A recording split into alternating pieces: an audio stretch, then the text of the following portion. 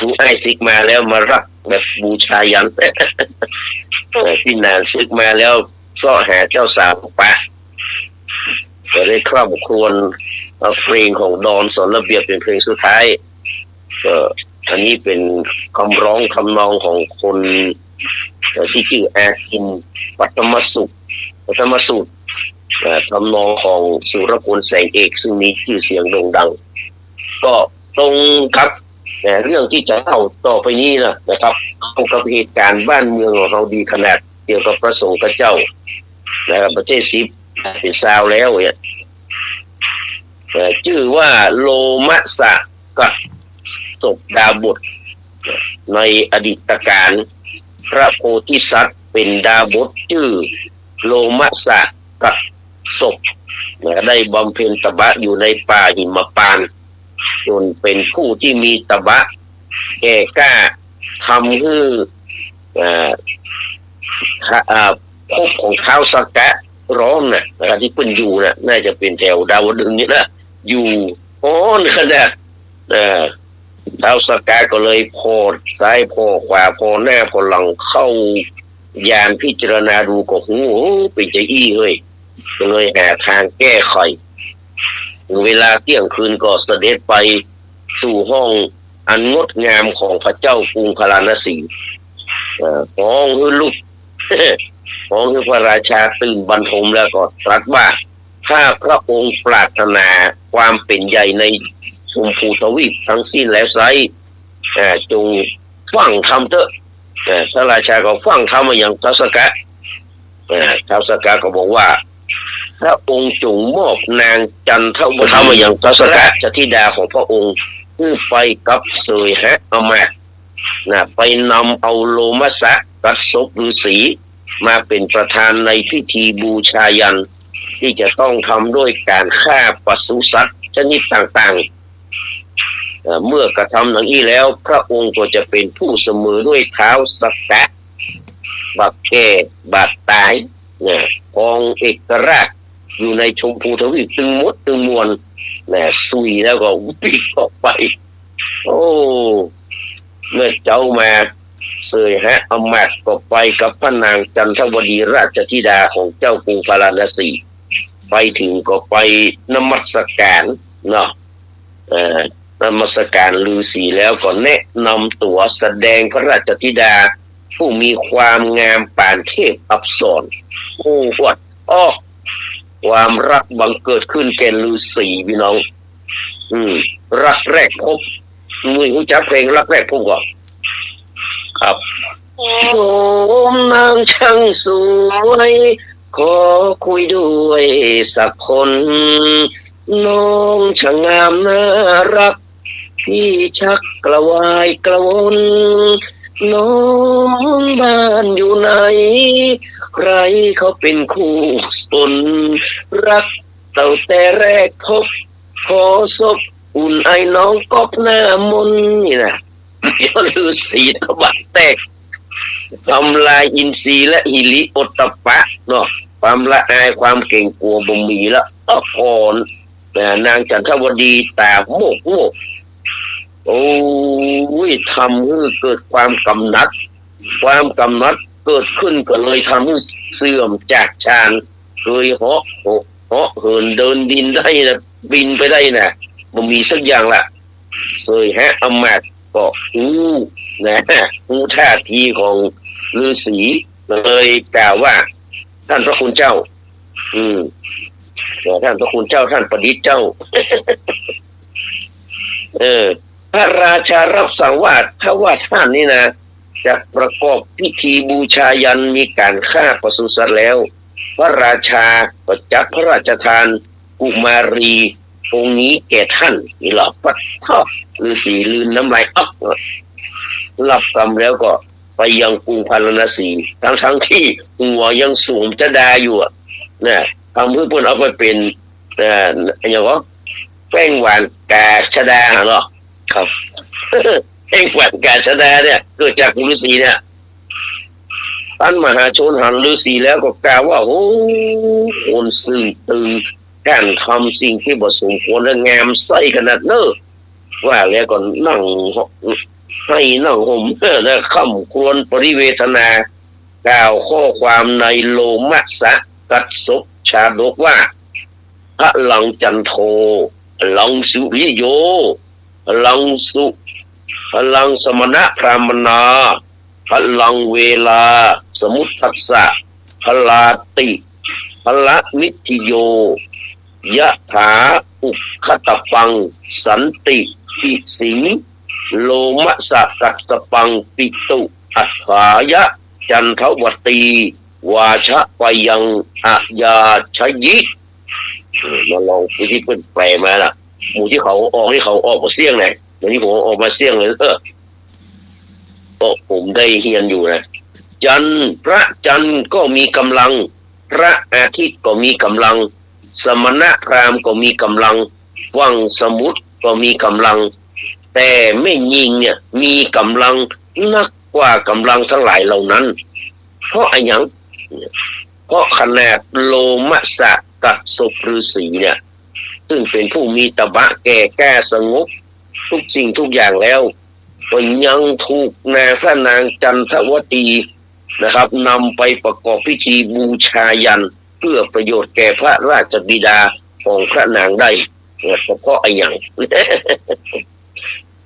พระจันทร์พระอาทิตย์มีกำลังจะได้พระจันทร์พระอาทิตย์ก็มีกำลังในการขจัดความมืดมันมีไอ้อย่างเสมอเหมือนพระอาทิตย์ก็คือแสงสว่างในเวลากลางวันเนาะพระจันทร์ก็คือแสงสว่างในเวลากลางคืนมีไอ้อย่างพ้องมีหิ่งห้อยตัวใดที่จะมาส่องสว่างมีหลอดไฟสปอตไลท์ขนาดไหนจะมาส่องสว่างเต้าดวงอาทิตย์บ่มีเนาะมีหิ่งห้อยมีไอ้อย่างต่างๆมีแต่แมงมุมค่ำคือรู้จักก็ครับที่สมัยรู้จักแมงมุมค่ำก็มันจะได้มันก็ถึงสู้แสงดวงจันทร์บัดได้น่ะนับได้ไปยับไปนึกว่าเป็นอะไรเหรอนึกว่าเป็นหิ่งห้อยเนาะเอาไปยับสมันเนาะเรียบร้อยเลยเหมือนบุ่นเข้าในมืออกมือเลยเป็นพั่มเลยนะก็เลยของแมงมุมค่ำสมณพราหมณ์มีกำลังจะใดสมณพราหมณ์ประกอบด้วยกำลังก็คือขันธิญาณเป็นผู้สงบละบาปได้แล้วลอยบาปได้แล้วไม่ต้องไปที่วัดลอยข้อก็ดึงลอยได้ว่าสามารถอุดกั้นอารมณ์อันน่าปรารถนาและมันน่าปรารถนาก็คืออิทธารมและอนิธารมสามารถกั้นได้ฟังสมุทรมีกำลังจะใดฟังสมุทรก็มีกำลังในการกั้นน้ำตึงมหาสมุทรบ่ฮื้นล้นฟังขึ้นมาได้แล้วไม่ยิงมีกำลังกว่ากำลังทั้งหลายจะใดเพื่อนก็ไปพอนะเพื่อนว่านะก็จงดูโลมะสะกัสสปฤาษีผู้มีตบะกล้าจนร้อนถึงเท้าสกะในเวลาพอแรกนะก็ไปพอพระนางจันทวดีนี่กะเนาะยังสู้พระนางจันทวดีที่มีกำลังยิ่งกว่ากำลังทั้งหลายเพราะเพิ่นสามารถจับกลุ่มตู้เจ้าไว้ถึง10 แซวตุนไว้ในอำนาจได้เนี่ยบุรุษผู้ซึ่งมีแม้แต่ญาณอันบริสุทธิ์วิเศษยังบ่ปราศจากราคะเนี่ยก็ถูกพระนางจันทวดีสามารถทำสมณะผู้มีตบะสูงเป็นเจ้าคุณจันทำชั้นเทพชั้นแรงแต่มันเป็นมหาปริญญาธรรมเก้าประโยชน์โอ้มีศีลบริสุทธิ์ทำให้เป็นผู้เสียตบะทำลายศีลนั้นได้แล้วก็นำมาบูชายันเพื่อพระราชบิดาของตัวเก่าเพราะฉะนั้นปราชญ์จึงกล่าวว่ายิ่งมีกำลังยิ่งกว่ากำลังทั้งหลายโอ้ท่อในขณะนั้นนี่ดาบทเสื่อมซานชานนี่นะกำลังจะเนื้อเนาะพระขันหรือว่าดาบเนี่ยพระขันแก้วเนี่ยขึ้นเพื่อจะฟันจ้างมงคลกองโอ้จ้างมงคลหันอาการดังอันของเดือบทแล้วก็ตกใจหัวห้องขึ้นดังจ้างห้องเนาะบอกไฟเนาะอาจารย์รู้จักบอกไฟจ้างห้องไหมอาจารย์สมัครรู้จักบอกไฟจ้างห้องไหมบอกไฟหนูไม่ใช่บอกไฟจ้างห้องนี่รู้เดี๋ยวลุงอธิบายเนอะครับมันตัวใหญ่กว่าเพราะนั้นจ้างหันอาการก็ ตกใจกลัวห้องขึ้นอย่างดอกไฟกลางห้องเนี่ย แม้แต่แจ้งแม้ธรรมดาแล้วงัวควายทั้งหลายสัตว์อื่นๆได้หันอาการนั้นก็ห้องขึ้นตัวมหาชนที่มาประชุมชุมนุมกันก็ห้องขึ้นตัวเหมือนกันโอ้ดาบทได้ฟังเสียงนั้นแล้วก็เกิดความสลดหดหู่ในจิตในใจก็ฟ้องสวามดูชันดานะครับหรือว่าเซิร์ชเนี่ยที่บนหัวของตัวเก่าโอ้เป็นผู้ที่มีความเดือดร้อนอย่างยิ่งละคิดว่าดำริว่าโอ้เขาได้ทำอันลามกเห็นแล้วกรรมนี่มันผสมควรแก่เขาอย่างยิ่งว่าแล้วก็ทำให้หิริและโอตตัปปะที่หายไปนะคือเกิดขึ้นพิจารณากสินทำฌานที่มันเสื่อมนี่เกิดขึ้นมาใหม่นั่งสมาธิบนอากาศก็เนอะสอยแงะขึ้นบนอากาศก็นะแสดงธรรมแด่พระราชาเจ้ากรุงพาราณสีนี่นะแล้วก็สั่งให้ผู้คนทำลายหลุมบูชายันพิธีแล้วก็ให้พระราชาพระราชทานอภัยแก่มหาชนทั้งหลายแล้วก็ปิกไปอยู่ที่สถานเดิมของตัวเก่าปิกมามีฤทธิ์แห่งครั้งหนึ่งคนว่าผิดหนึ่งพึงจดไว้ในสมองเร่งระวังผิดสองภายหน้าสามผิดเร่งคิดตรองจงหนักเพื่อนเอ่ยถึงสี่อีกทีห้าหกซ้ำอภัยฉะไหนเจ้าคุณโนนเป็นว่าไว้เพราะฉะนั้นเวลามีอะไรต่างๆนั้นนะครับก็ฝากไว้คาถาไว้เนอะคุณว่าถ้าจีวรร้อนลุ่มสุมในอกนั่นนรกกำลังมาอย่าสงสัยจงเข้าหากรรมฐานในทันใดอย่าปล่อยไว้ให้จิตถูกลิดร้อนอย่าเผลอเลอเซ่อซ่าสีกาคาบคือดาบสับสบงลงปลิวว่อนอย่าหลงกลบนหาหมู่วานอนครองจีวรเอาไว้ให้มั่นคงเนี่ยอาจารย์สมัครฟังไว้นะแต่อาจารย์สมัครว่าบ่ได้ละอาจารย์สมัครก็มีกรของเพื่อนนะว่าอาจารย์สมัครว่าสรพิษริก้าข้าไม่หวั่นช้างตกมันประจันหน้าข้าไม่หนีแต่ข้ากลัววัวเขาอ่อนซอนราวีฟิดข้าที่จีวรขาดบาดประเด็นเรียบร้อยอันนี้ก็คือเรื่องโรมสะกัสดาบทเนาะเอาติ๊กมาสติดีๆเนอะที่ฟังเพลงฝนเดือนหกฝนเดือนหกเนี่ยของลุงเพชรนี่มันเป็นฝนเดือนแปดบ้านเฮาเนี่ยไม่ก็ไม่ก็ครับแสดงว่ามันตกปลายเมษาเนี่ย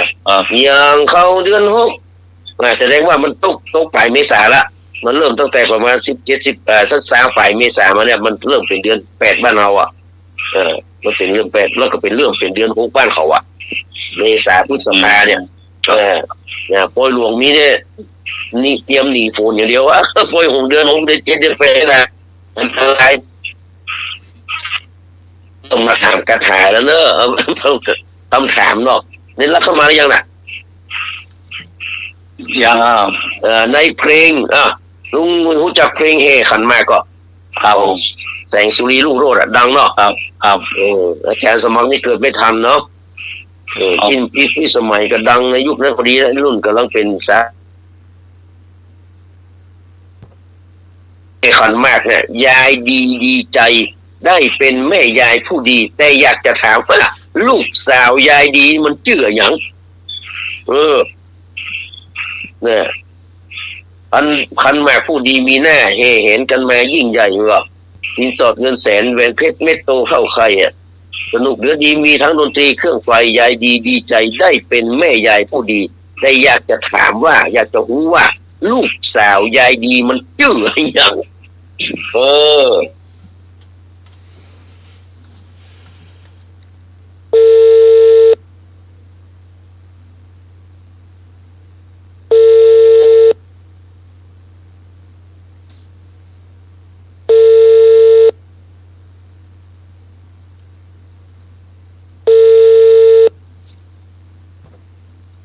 Magpahapon lang. โอ้ยังไม่ได้เจอแล้วเตรียมไว้กันเด้อโอเคขันมากเนี่ยลูกสาวยายดีนี่ชื่อหยังเนาะครับหน่อยนิดจิตจอยจีแก้วตาออกใจอ่ะ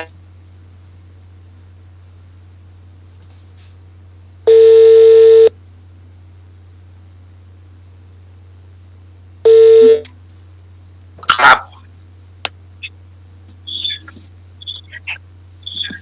รักมายังครับมาละโอ้ไว้มาสการเนี่ยอาจารย์นิรักเนอะครับมาได้เลยนะตายมาได้เลยยายดีใจยายดีมีลูกสาวชื่อว่าอะไร เอามาเลยบอกเบอร์โทรเลยเนอะ053 226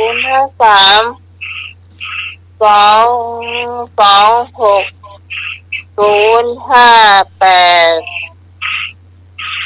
มีเบอร์นี้เจ้าครับอะไรครับหรือว่าฝนตกรับฝนตกดีรับหมดแล้วนะตกเลยเดียวลูกสาวชื่อหยังลูกสาวชื่อหยังลูกสาวยายดีน่ะชื่อหยังลูกสาวยายดีนะเพลงแห่ขันแมงนะชื่อหยังมาเชิญนะครับ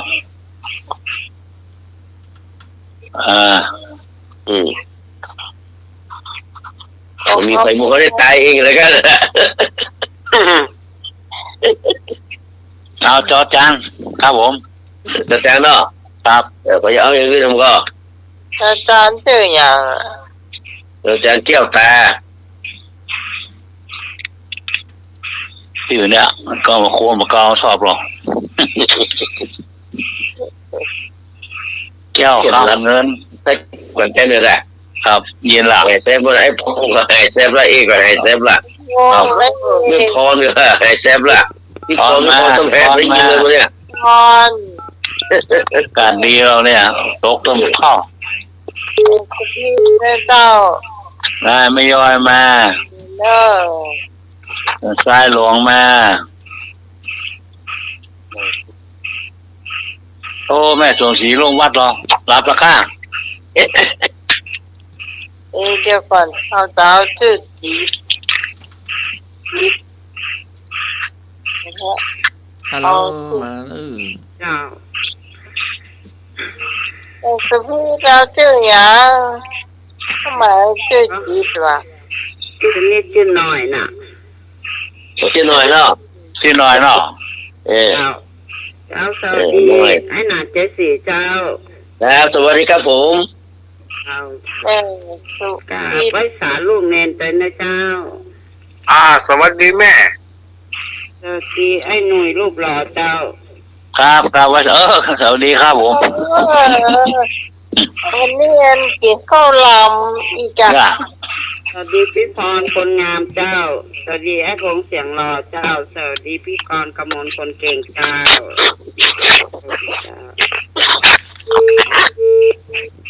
คนเก่งแห่ไปเซฟโมดมดิเนี่ยกรกมลน้องพรก็แห่เซฟน้องพรปลาเศร้าให้เซฟตอนเดียวกับวันหรอพี่การจ้าครับมาแล้วต่อไหชื่อแก้วตาจ้ะแต่เนาะแก้วตาเนาะโอ้ไปสวยนมัสการพระครูใบติกาสมาเกณสีโลค่ะก่อนสวัสดีน้องใหม่จ้ะสวัสดีไอ้หนุ่ยจ้ะสวัสดีพี่หนาดีจ้ะลืมนมัสการจันทร์รักค่ะสวัสดีไม่ก่อนตื่นเต้นโทรศัพท์ติดเฉลยได้เนาะครับเฉลยได้สาวหน่อยสาวนิดสาวจิตสาวจอยสาวจีเขามาบอกกับพี่ว่าคนดีสั่งให้พี่ไปขอบใจนะคุณขอบใจที่ไปไม่ได้แก้วตาจบ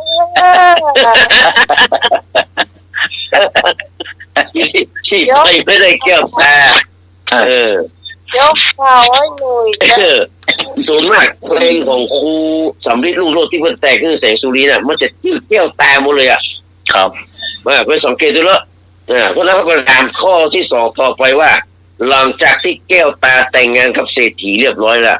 เจ้าบ่าวคือแสงสุรีรุ่งโรจน์บ่าวเขินเนี่ยเจ้าบ่าวเขินเนี่ยหิ้วกระเป๋าไปทางไหนหิ้วกระเป๋าไปทางไหนไปที่ไหนเนาะขอไปกรุงเทพขอไปโคราชขอไปเชียงใหม่งอไม่มีจุดหมายปลายทาง ไม่มีจุดหมายปลายทางหนัก อันนี้มันแพงเนาะในเรื่องเพลงเหรอบัตรไฟแท็กซี่อ่ะแต่มันมีที่อันเนอร์มันมีอันเนอร์ว่ารู้ว่าเธออยากขาดสามีที่อยากกลับบ้านทันทีอยากไปคืนดีแฟนเก่าอ่ะผมไม่อยากเย็นเขาเคยเป็นของเราของแรกนี่นะ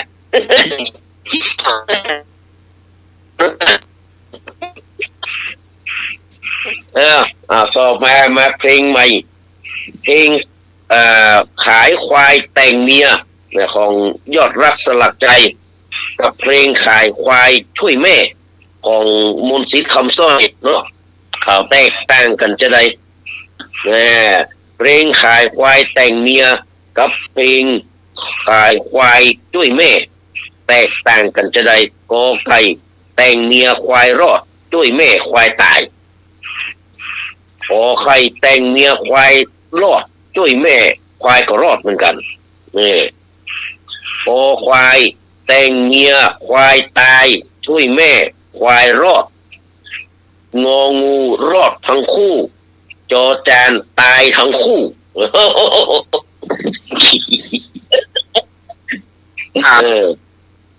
นี่เอาข้อกอไก่เด้อ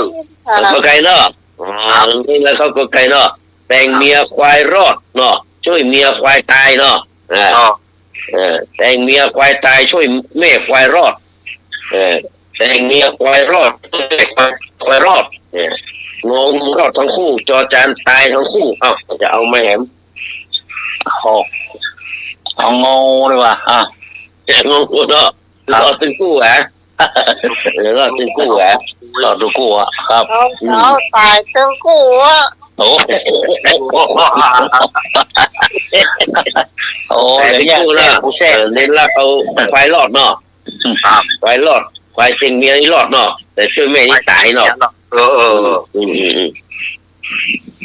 มาใครจะรุนแรงอะไรกันระหว่างแม่กับเมีย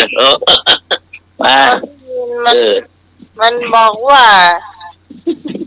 น้ำตาควายมันไหลอ่ะ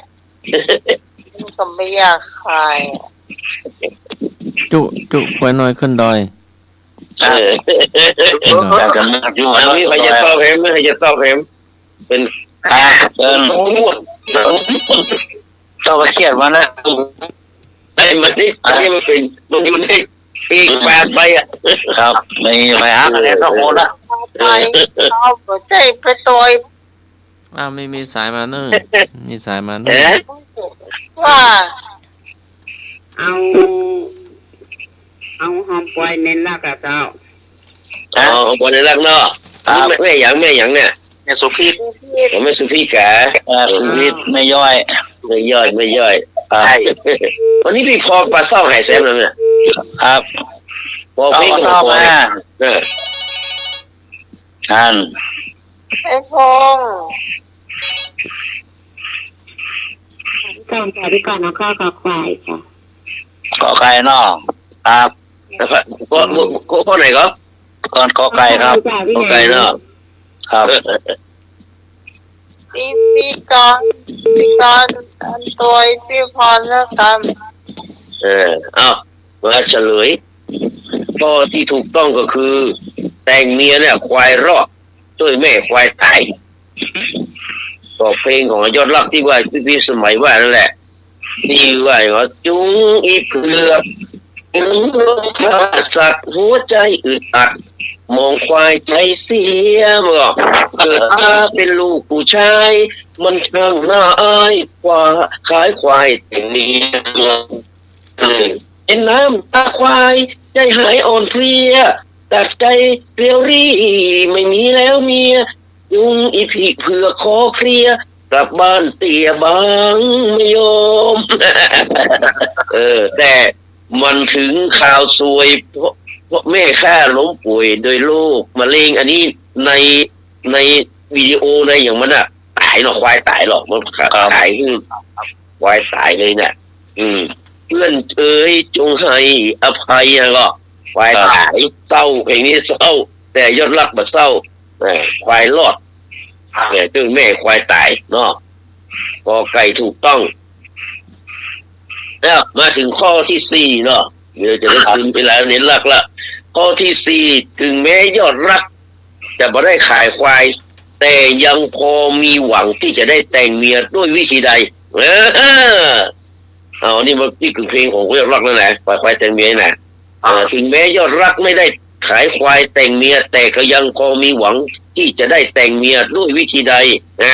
ขอไก่กลับไปขายควายใหม่ ขอไข่ไปยืมเงินที่ลุงไหมขอควายไปยืมเงินที่ป้าไผ่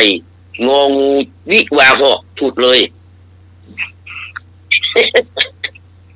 กลับไปขายควายใหม่ไปยืมขอไข่ยืมเงินลุงไหมขอควายไปยืมเงินป้าไผ่งองูไปถูดวิวาเหาะเลยเอาข้อใด ขอไปยืมเงินนะยืมเงินไหนยืมเงินประไมนะเงินลุงไหมเนาะครับมีใครมีวิธีไหนมันจะใกล้เคียงที่สุดเห็นแล้วครับสวัสดีพี่หนึ่งอินสมครับสวัสดีครับแล้วพะเยาเอกครับพะเยาคนโตนะไก่ที่บ้านเหรอเลยเอาวิวาเหรอเลย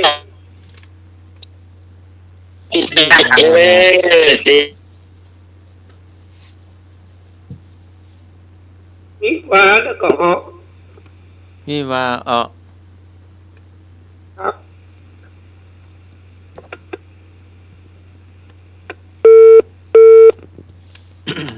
สรุปไปติดต่อกันเนอะว่าไปโดนเลยสมัครไปโดนเนี่ยซะอย่างนั้นมันมาละนี่ใครเท่าแต่อันนี้ครับ ได้ยังไงจะสมัครฮัลโหล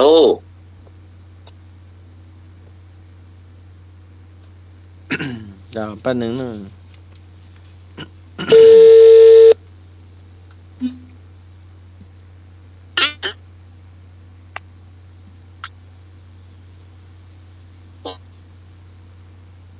ไปแล้วเนาะได้เก็บไปวิ่งมาหมดเลย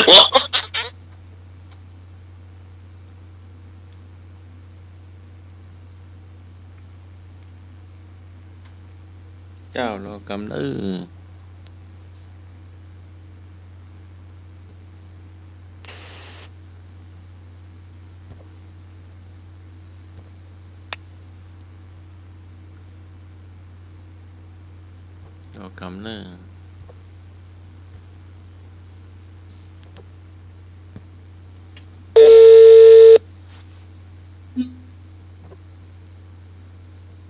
ทำไมมันหลุดอาจารย์สมัครหลุดคนเดียวเฉลยแล้วเนาะเฉลยที่จริงกับปิ๊กไปควายใหม่มันก็ได้อยู่นะแต่มันมีนะ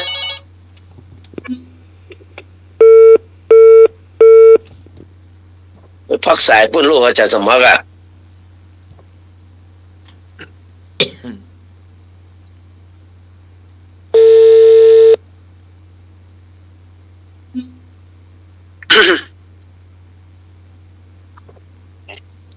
มาอย่างครับมาละไปพักสายคนเดียวไปพักสายคนเดียวไปกดพักสายเฉลยเนาะครับก็ข้อขาใครถูกละ จะไปยืมเงินลุงไหมหรือก็อายน้องสี ถ้าเลือกอายน้องสีก็ไปยืมได้แหละ ไม่ก็ ป้าไผ่นี่มันบ่ฮือ แล้วไปมันซื้อขี้เหนียวเต็มทีโอ้ยไม่เอาอย่างนั้นมันถึงบ่ฮือแน่ มันตึงบ่ฮือ มันถึงบ่ฮือเนาะมันบ่ฮือแน่นั้นเพราะฉะนั้นตัดใจว่ายอมอายน้องสีหน่อยเนาะ ยอมให้ ยอมไอ้น้องสีแล้วก็ไปยืมมือลุงไม้ฮื้อแน่นอนเนาะ เพราะว่ามีความหวังไงหรอพี่ที่ลุงไม้หรอ พี่ก็ยืมลุงไม้โดยอดไอ้น้องสีหน่อยเนาะสีลูกพี่ลูกน้องกันนะเนาะ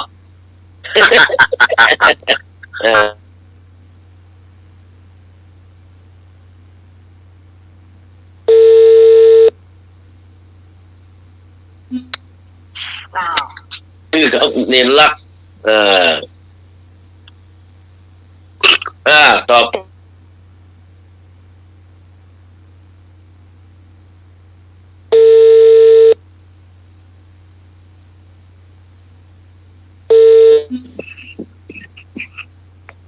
ยังมายัง ครับผม มาแล้วเนาะ ครับ มีเพลงที่มีต้นฮุกตั้งกลางว่านะต้นฮุกก็คือท่อนกลางเนาะ ครับ ด้วยในน้ำมีปลานานั่นหรือมีข้าวมีทั้งนุ่มและสาวมัวคิดเศร้าทำไมคนใจดีนั้นก็มีทมไปรักคนที่เขารักเรามั่นใจหนทางกว้างใหญ่ไพศาลอันเนี้ยมันชื่อเพลงอย่าง เพลงที่ผมร้องเนี่ยชื่อเพลงอย่างกอไก่มีปลานามีข้าวขอไข่สอนเพชรเลือกคู่คอควายรักคนที่เขารักเรามั่นใจงองูคนใจดีจอจานไม่มีข้อถูกกอไก่ในน้ำมีปลาในน้ำมีข้าวเนาะขอไข่สอนเพชรเลือกคู่คอควายรักคนที่เขารักเรามั่นใจงองูคนใจดีจอจานไม่มีข้อถูกมามาละมาแล้วเจ้า มาแล้วยัง เจ้า ใจดีเจ้า นี่ใครพี่สาวลีกะ สาวลี สาวลีสันกำแพงฝนตกหนักกับพี่ เจ้าตกนักเจ้า โอ้มันเนาะ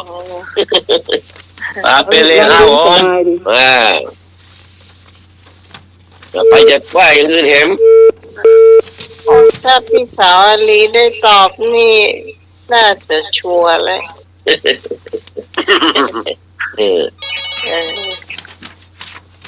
อาจจะมีคนว่าเจอกันแล้วหรออ๋อมา ครับผม ไอ้พงษ์ ครับวันนี้ข้อถูกสักข้อครับผม ไม่มีข้อถูกเนาะ ครับผม ไม่มีข้อถูกเนาะ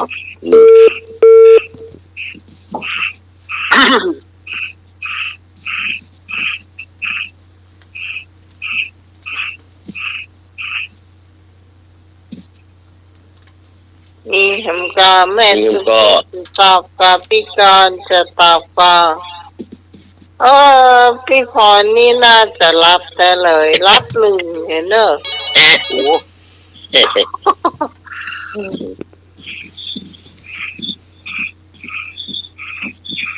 เจ้า ตัวไอ้คงเสียงหล่อเจ้า ไอ้พงษ์เสียง เฮ้ยพวงเหรอ คนเสียงหล่อก็มีข้อถูกเนี่ย เจ้า เจ้า ตัวไอ้พงเนาะโอเค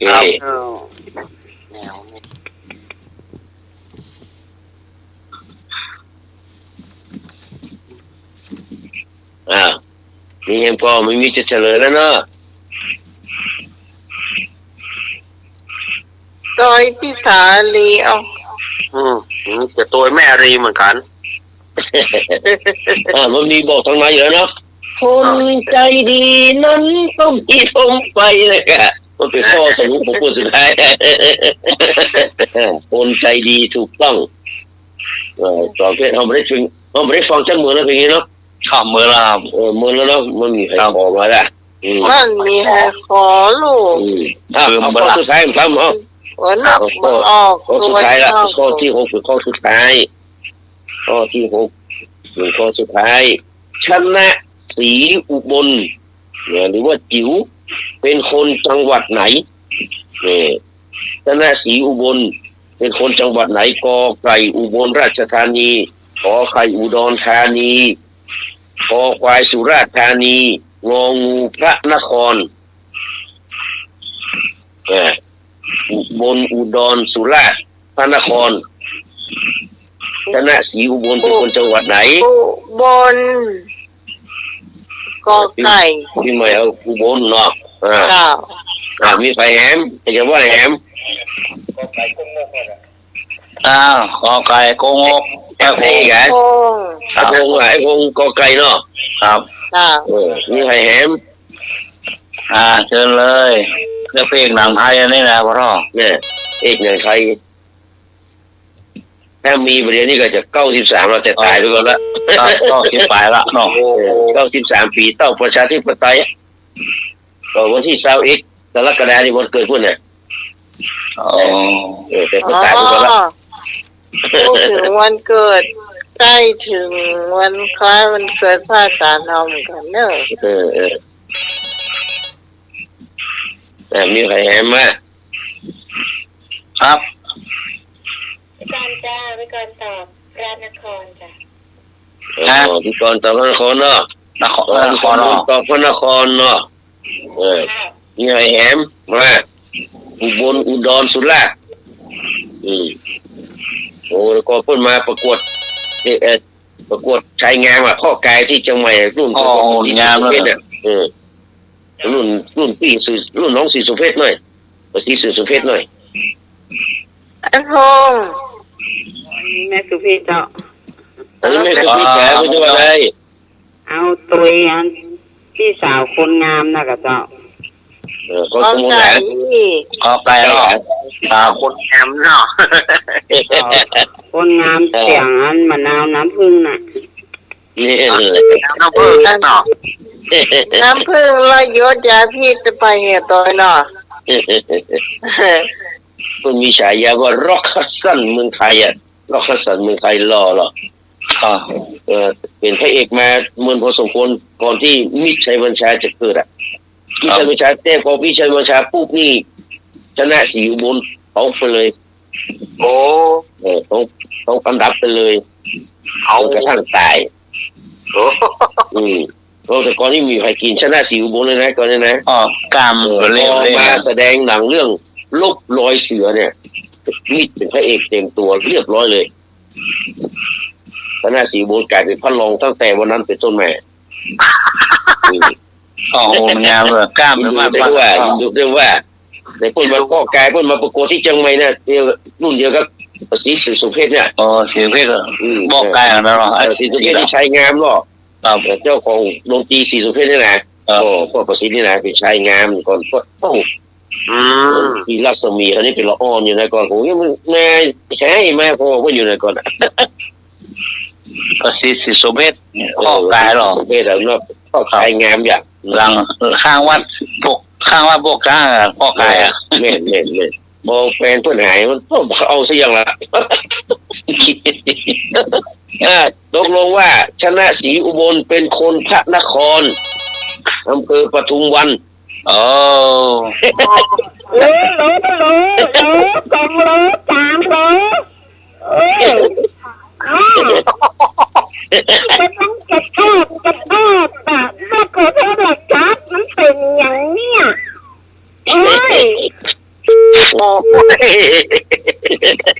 เพราะว่าอะไรครับปันโทยังตีระพี่แล้วตัวก็โทรตีเป็นจันนั่นวันใหม่วันนี้มันต้องไปเป็นเปลี่ยนโทรศัพท์ใหม่นะพี่พรเนอะเป็นพระนครเนาะเอาก็วันนี้ก็จบลงแค่นี้ก่อนเพราะว่าเราจะได้เล่านิทานต่อพี่พรจะได้มันยากินยำดึกได้ได้ยุคเข้าใหม่มาก็ได้แบบก็บเดียวรับลึงเนี่ยนะจะเล่าวันนี้ก็ต้องกราบนมัสการขอบพระคุณนะครับท่านพระครูสมุวิสุวัฒน์วรจุจโจเจ้าอาวาส วัดป่าหินและผู้อำนวยการสถานีขึ้น104.50 เมกะเฮิรตซ์กราบนมัสการขอบพระคุณท่านพระอาจารย์พระครูบดีกาสมัครยานสิโรเจ้ากับป้ากันเนาะ เจริญพร นี่นะครับ ขอบพระคุณ แก้ฝาดนะ ครับขอบพระคุณท่านอาจารย์เนรัตน์มโยนันท์เนอร์ ครับแหนน ครับขอบพระคุณพี่พิสมัยจุริโยดร จ้า ขอบพระคุณไอ้หนุ่ยสว่างเมฆเนอร์ ครับโอ้ ขอบ ดี พระ ค คุ รับ ณทุกเสียงทุกสายที่โทรมาไอ้เอกไอ้พงษ์พี่พรพี่ เจ้าก รณ์ แป๊บนึง นะครับ แล้วก็แม่สุพิษเนาะครับและท่านอื่นๆท่านที่ติดตาม แป๊บนึง นะครับฟังอยู่ทางบ้านเนอะขอบพระคุณเป็นอย่างยิ่งตรงนี้ บอกครับ ความสุขกายสบายใจปราศจากโรคภัยเนอะมีแต่โชคมีแต่ใจไปทางใดนะครับ ก็ขอให้โชคดีเหมือนกันทุกคนทุกท่านกราบนมัสการขอบพระคุณและกราบสวัสดีครับ ครับผม ก่อนที่เนนจะได้เล่านิทานเนาะขอประชาสัมพันธ์น้อยหนึ่งแถมเดือนเดียวในเต้าเอาก็จะไปพบกันที่วัดเจ็ดลินนะเจ้าจะไปเลี้ยงน้ำเต้าหู้เนอะคุณผู้ฟังก็น่าจะตรงกับวันเสาร์ก่อนมันแน่ใจว่าตรงวันเสาร์ก่อนโทรศัพท์พี่พรนั่นแหละมีปัญหาไม่ใช่โทรศัพท์ฟังวัดนะคนอื่นนะโทรได้หมดนะคนเก่าน่ามีปัญหา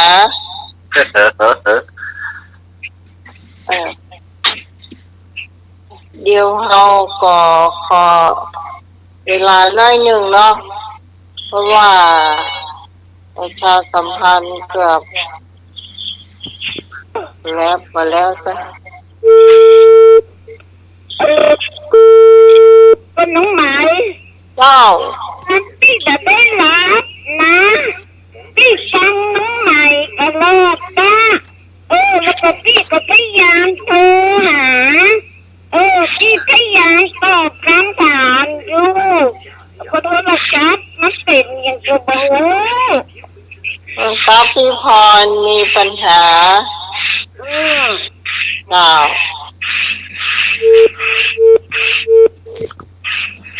เอาแล้วเจ้าเราจะมาประชาสัมพันธ์ที่เรื่องน้ำเต้าหู้เนาะไอ้บุญส่งนี่2,000นะเจ้าแล้วก็ไอ้หนุ่ย500นะเจ้าแล้วน้องใหม่ก็500เหมือนกันเดียวกันมีไผ่ให้แม่จันทราชื่นใจอันนี้ได้แล้วนะเจ้าโอนมาให้เจ้าและพี่พรประเศร้า200โอนมาแล้วได้รับเรียบร้อยพี่กร300เจ้าเรียบร้อยเจ้าแล้วก็จะมีพี่นันที่4ของเขานี่ก็500นะเจ้าแล้วก็มีไผ่แฮมนี่พี่พรเอราวันอันนี้น้องเติมไม่ถึง400นะเจ้าเนาะแล้วก็พี่ตองแฮม100เนาะน่าจะประขาดแล้วเนาะอันนี้เนาะ5,000ครบแล้วนะมันก็ครบป่ะครบแล้วเนาะหน่วยฟังอยู่ก่อนครบป่ะ ครบแล้วครับ ครบแล้วเนาะ ต้อง แล้วต่อด้วยของวัดดอนตันนะเจ้าโอ้โหวันนั้นไปวัดเจ้าคุณผู้ฟังมันน่าเชื่อเลยที่ไอ้เกษตรเพชรสำลีเป็นประชาสัมพันธ์โฆษณาทางวิทยุที่ออกอากาศไปนะเจ้าโคมระยะ10,000 ปลายจะมีคนทับเรียบร้อยเนาะเขามีเกียงเหมือนกันต้องใหม่ผมได้ฟังชัดเจนเนาะได้ฟังเสื้อสงเสือกันนะแล้วก็มีโคม แบบ4 ปันก็เรียบร้อยไปหมดละมีที่แก่นโมแล้วก็โคมแบบ1 ปัน10 แก่นอันนี้จำได้เมาก็มีเลยว่าจะเอาสักแก่นก็เดี๋ยวขอเอิ้นไปเหียก็เลยว่าก็ตามประกรรมเจ้าว่าเจ้าได้ประกรรมก็เลยว่าปากันมาเอาวันทรายดีกว่าทรายล้างเม็ดละ300 บาทเก่าก็เดี๋ยวนี้เริ่มมีเจ้าภาพแล้วนะเจ้าเริ่มมีเจ้าภาพแล้วก็ต้องเพิ่มต้องเหลือนะครับต้องหน้าว่าอันนั้นเปิ่นเจ้าภาพเปิ่นนี่ไทยขานนะเนาะจะห้าเพิ่มต้องเหลือต้องหมดวะแต่เพิ่มตั้งใต้เพิ่มตะวันออกเพิ่มตะวันตกในยังเนาะอันนี้เดี๋ยวไอ้หนุ่ยเปิ่นอยากออกหน้าเป็นคนแก่เขาก็ระเดิมเลยเนาะ2 เมตรต่อ600เจ้าแล้วก็พี่กรก็2 เมตรต่อ600เจ้าแล้วน้องใหม่ก็2 เมตรเหมือนกันเจ้า600เจ้าต่อไปเดี๋ยวกันไอ้บุญส่งนี่3 เมตรก็เพิ่นเพิ่มมา1 ปันเนาะมันว่าเอาไว้หยอดมันตัวอยู่ว่ะเจ้ามันว่าเพิ่นจะหอม3 เมตรแล้วเพิ่นจะโอนมาให้ปันเด้อเนาะมาเอาเต้อเด้อเอามาเอาเด้อเพราะว่าเอาที่คันเก็บก็ตางไว้เหมือนเจ้าแล้วก็ต่อไปอาจารย์สมัครเจ้า1 ตารางเมตร300นะเจ้าแล้วก็ผู้ลุงโตก็ช่วยเหมือนกัน1 เมตร300นะเจ้าแล้วปีนี้เจ้าก็พระเจ้ากับพระอาจารย์แล้วนะเจ้าว่า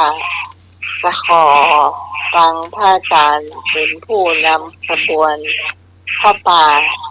เพราะว่าเมื่อก่อนนี้ก็จะมีมหาวิษณุกับพระอาจารย์เขาเนี่ยก็จะปาพระเนรวัดวาหินวัดเจดลินถึงหมดกันเนี่ยประมาณ9 รูปนะจ๊ะจะนำตลอดเดี๋ยวนี้มันมีวัดเจดลินแล้วเนอะเขาบอกหูจักเปิดแล้วอย่าแล้วก็เหลือแค่วัดวาหินเดี๋ยวนี้นะก็คงจะเพื่อสารปาไปแล้วสอนสมัครตัวอาจารย์เนาะซึ่งโตก็คงจะไปก็ผู้ตะวันผู้หนุ่มตัวเนาะถ้าเป็นไปได้ถึงน้อยก็แล้วแต่เนาะมาไปชวนเขาได้เนาะแล้วก็เขาเจ้าก็จะเลี้ยงเพลนนะจ๊ะเขาจะเข้าเมื่อใดก็ได้เพิ่นกำหนดว่าตั้งแต่9 โมงเป็นต้นไปเนาะแต่ว่าจะเข้าเวลาไหนก็ได้บางคนนี่จะเข้าแมลงตามแมลงนี่ทำไว้เจ้าอันนั้นเป็นเหล้าเป็นเบียร์กันเนาะเป็นลำเป็นอย่างไรนี่เนาะอันนี้จะเจ้ากับตู้ตะวันไว้แต่ว่าติดต่อตู้หนุ่มไม่ได้เนาะเรื่องของจะให้เป็นของเนาะเพราะว่าเบิ่งเงินเปล่าตัวเปล่าคนใดอยู่ใกล้ก็ไปเนอะเป็นผู้ฟังไปร่วมกันเพราะว่าจะมีเห็นอยู่เต้าเห็นพี่พรเนรวันเจ้าก็โทรไปถามน้องก็ยังมาเอาเจ้า สตมสตางค์เดียวเก็บไว้ก่อนนะเจ้าตะหอบเจ้าใดก็เก็บไว้ก่อน มันของแล้วเป็นอย่างเนาะเอาแล้ววัดเจลินให้แล้วก่อน อันนี้สตางค์คุ้มแล้วนะเจ้าก็แล้วแต่ว่าให้จะโอนให้หรือว่าอย่างนี้เนาะว่าแต่ว่ามันครบ5,000แล้วก็ยุดไว้เบิ่งหอมเตื่อยเนาะแล้วก็ของวัดดอนตาลนี่เดี๋ยวค่อยว่ากันแห่งต่อไปจองกันไว้ก่อนได้เจ้าหรือว่าญาติพี่น้อง2-3 คนตามเจตนาก็ได้เจ้า100-200ได้หมดเจ้าเนาะเอาตามตายมีโอกาสได้ทานก็ทานเจ้าถือว่าเรื่องกับมือคือตายบุญนักบุญนะมันจะเลิกคุณผู้ฟังเนาะตายล้างอีกนะคนท้องว่าตายล้างสีงามๆนั่นค่ะฮะอันนี้มันบ่เกี่ยวกับตายแต่ว่านี่กาจันสมากระตุ้นโตคนเข้าใจว่าตายเป็นอย่างก็การสมัครตุลงก็แต่ว่าแล้วคิวเป็นคิวเป็นได้อันนี้1 ตารางเมตรนี่หมายความว่าเป็นตึงปูนตึงใต้ข้างมือเขาตัวนะตึงใต้ตัวอันนับปูเรียบร้อยหมดเลยเจ้าอันนั้นคิดตารางเมตรละ300เอาไปได้เกี่ยวนะจำไปแต่ว่าตายไปได้นะจำไปได้อันนึงคือเรียบร้อยหมดเลยเจ้าอย่างในหาหนึ่งโคมไฟเห็นก็ประดิษฐ์เรียบร้อยหมดแล้วเจ้าก็โวยเหียก็คุณผู้ฟังท่านไหนจะให้จะหอมก็ติดต่อหมายได้นะเจ้า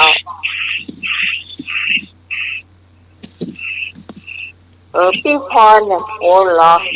พี่พรตาเศร้าเจ้าพอลืมอันนี้ก็1 ตารางเมตรนะเจ้าคือถ้าหอมเดือนร้อยก็ได้อยู่เนาะเพราะว่าไม่เจ้าจะฟังจะได้กับคนละเรียนตุลาบ่เจ้า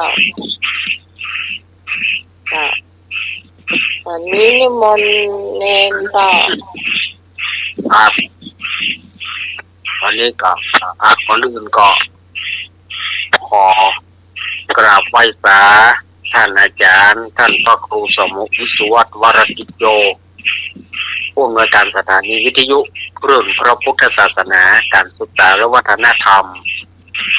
พร้อมไปด้วยพระสงฆ์องค์เนนทุกองค์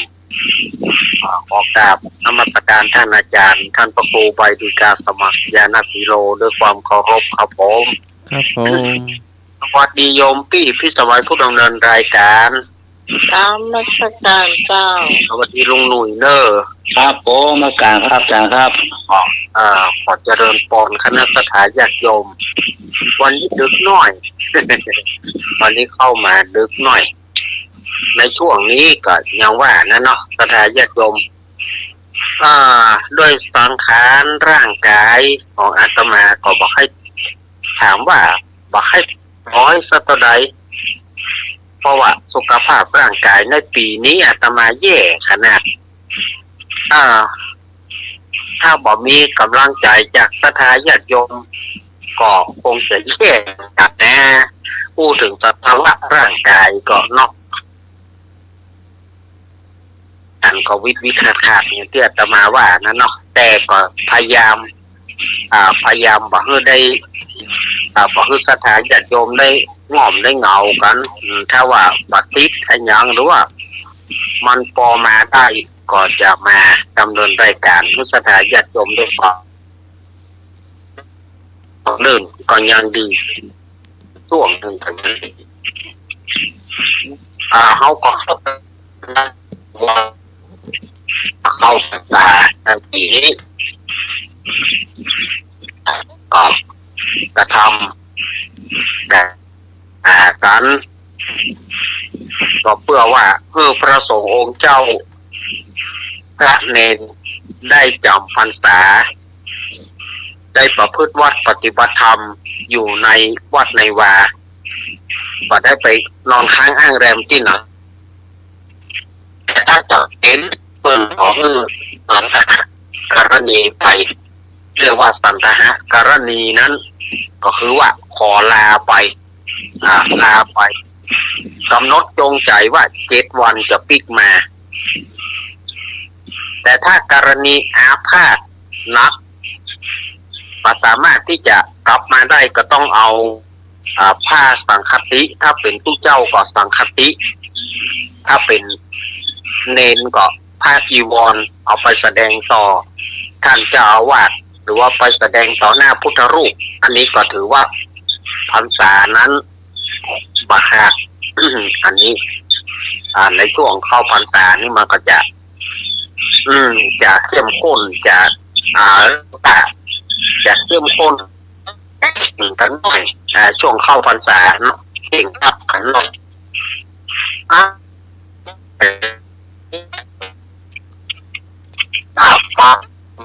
อันนี้ใหม่นิทานวันนี้จะชื่อเรื่องว่านายพรานผู้บอกหูคุณนายพรานผู้บอกหูคุณเนี่ยมีเรื่องเล่ามาอย่างนี้ในสมัยหนึ่งนายพรานคนหนึ่งเนี่ยไปอยู่เป็นคนเมืองพาราณสีปุ่นนายพรานคนนี้อยู่เมืองพาราณสีเอามดเรียกว่านายพรานเนาะยิงสัตว์ยิงสิ่งบอกว่าจะเป็นงัวกระทิงเป็นอาชีพของนายพรานที่ไปล่าสัตว์มาเป็นยังรับหรอ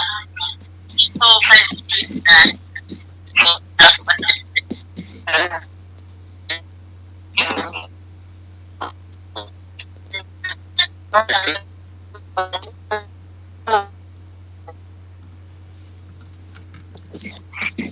เนี่ยเล่าต่อเลยเจ้า บางทีก็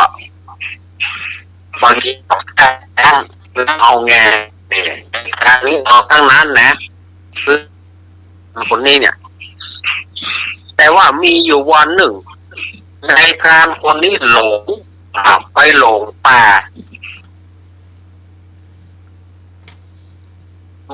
ลืมวิธีการจะได้บอกโอ้พอวันนั้นมันค่ำมันมืดละในขณะนั้นนายพรานนั้นก็โดนเสือไล่ เนี่ยเพราะว่าขี้โคเข้าตาเนาะขี้โคเข้าตานายพรานนี่เสือไล่แหละ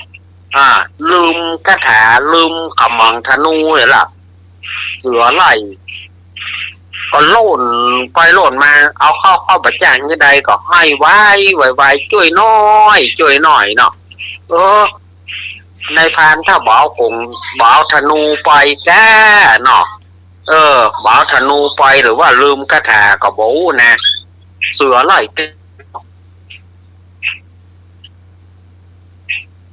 ในที่ห้านก็มีลิงแม่ลิงนะแม่ลิงตัวหนึ่งได้ยินเสียงคนให้คนหูยิ่งขึ้นแม่ลิงนี่ก็เลยเอาอย่างใดนี่อย่างใดผู้พานนี่โดนเสือไล่วันนะแม่ลิงนี่นะเอาเถาวันหรือว่าเครือเขาเนี่ยบอกผู้พานเกาะนี้กำขึ้นมาไต่ขึ้นมาไต่วุ้ยเสือมันจะกล้าเปรี้ยวเอกะเสือมันจะกล้าเปรี้ยว ปูพาดคนนี้มันก็ตายเถาวันแบบเสียนแม่ลิงเอายืนนั่นน่ะตายขึ้นไปได้มาก็โอ้ขอบใจเนอะแม่ลิงโอ้ถ้ามีแม่ลิงนี่ข้าตายแน่หรอกก็ยันแต่โอ้ยายว่ามากลัวเสือโอ้เสือนี่มันบัดใจธรรมดานะมันน่ากลัวยิ่งกว่าอย่างอื่นข้าก็บอกเคยยิงเสือข้าก็ยิงตะกวางตะฟานบางทีก็ข้าจ้างเอาแงข้าก็บอกเคยคบกับเสือข้าเพิ่งมาปะมาข้าก็เลยกลัวหรออย่าพอถือว่าแต่มันจึงมี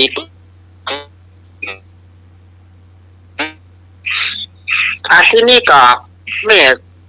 แม่ลิงก็เลยพักคือในพานนี่พักอยู่บนต้นไม้เนี่ยเนอะเสือมันบอกไปไหนเสือมันจึงมีเนี่ยมันจึงไปไหนนอนอยู่เนี่ยแต่เขาพัดกันเป็นยามนะตอนนี้ท่านมาอ่อนเพลียท่านรับก่อนข้าจะเป็นยามทีนี้นายพานเนี่ยโอ้ขอบใจเนอะกราบแม่ลิงหรอกราบเข้ากับโต๊ะข้าก่อนนอนก่อนเนอะข้าอ่อนข้าเพลียแล้วไปมันก่อนนอนกระดาญาติโยมพอมันนอนไปปรากฏว่าเสือตัวนั้นน่ะมันไปไหนเต้นะมันก็บอกว่าแม่ลิงปล่อยไอ้พานคนนี้มาชื่อว่าพาน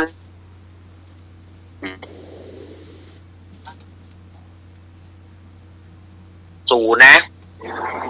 ยุมันลงม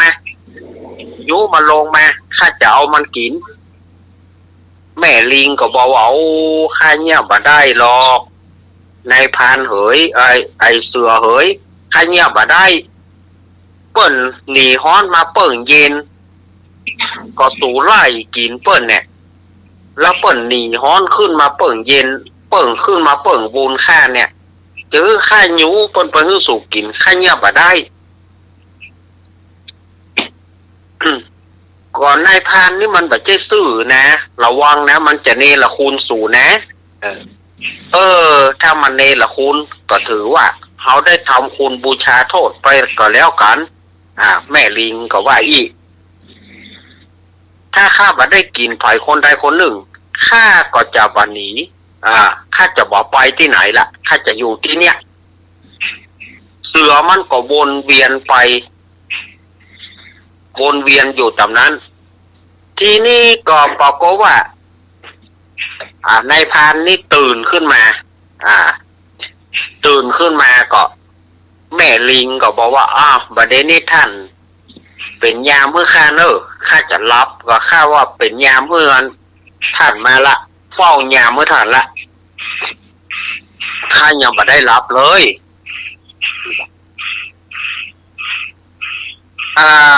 ทีนี้ก็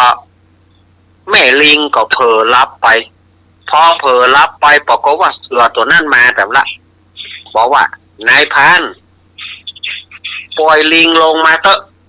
ยูมันลงมาข้าจะกินขึ้นชื่อว่าวอกขึ้นชื่อว่าลิงว่าวอกเนี่ยมันวอกนะมันบัดใจหักสู่แต้มันบัดใจช่วยเหลือสู่แต้ก็อันเพิ่นจะว่าวอกอย่างยูมันลงมายูมันลงมาข้าจะกินมันถ้าบ่อันนะสู่จะบ่มีสิทธิ์จะไปที่ไหนสู่ลงมาข้าก็จะกินสู่ถ้าบ่ยูลิงตัวนี้ลงมายูมันลงมาด้วยความกลัวแล้วก็ความที่อกตัญญูของนายพานคนนี้ก็ได้ยูลิงตกลงมาเมื่อยูลิงตกลงมาเสือตัวนั้นมันก็ได้กล่อมคอลิงได้มาก็ขย่ำคอลิงไม่จะเอากินแต่ว่าลิงเนี่ยแม่ลิงนี่สมองปัญญามันก็ เข้าท่าดีมันก็บอกว่าอ้าวเดี๋ยวเสือเดี๋ยวก่อน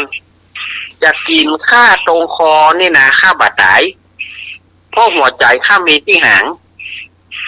หัวใจข้ามีที่ปลายหางปุ่นถ้าจะกินก็จงกินที่หางปุ่นครบที่หางปุ่นข้าจะตายถ้าครบคอข้าบาดตาย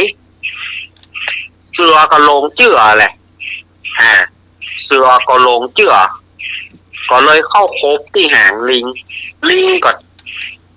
ยอมเสียหางไปนิ้วหนึ่งเลยกลายเป็นอีกุด เลยกลายเป็นอีกุด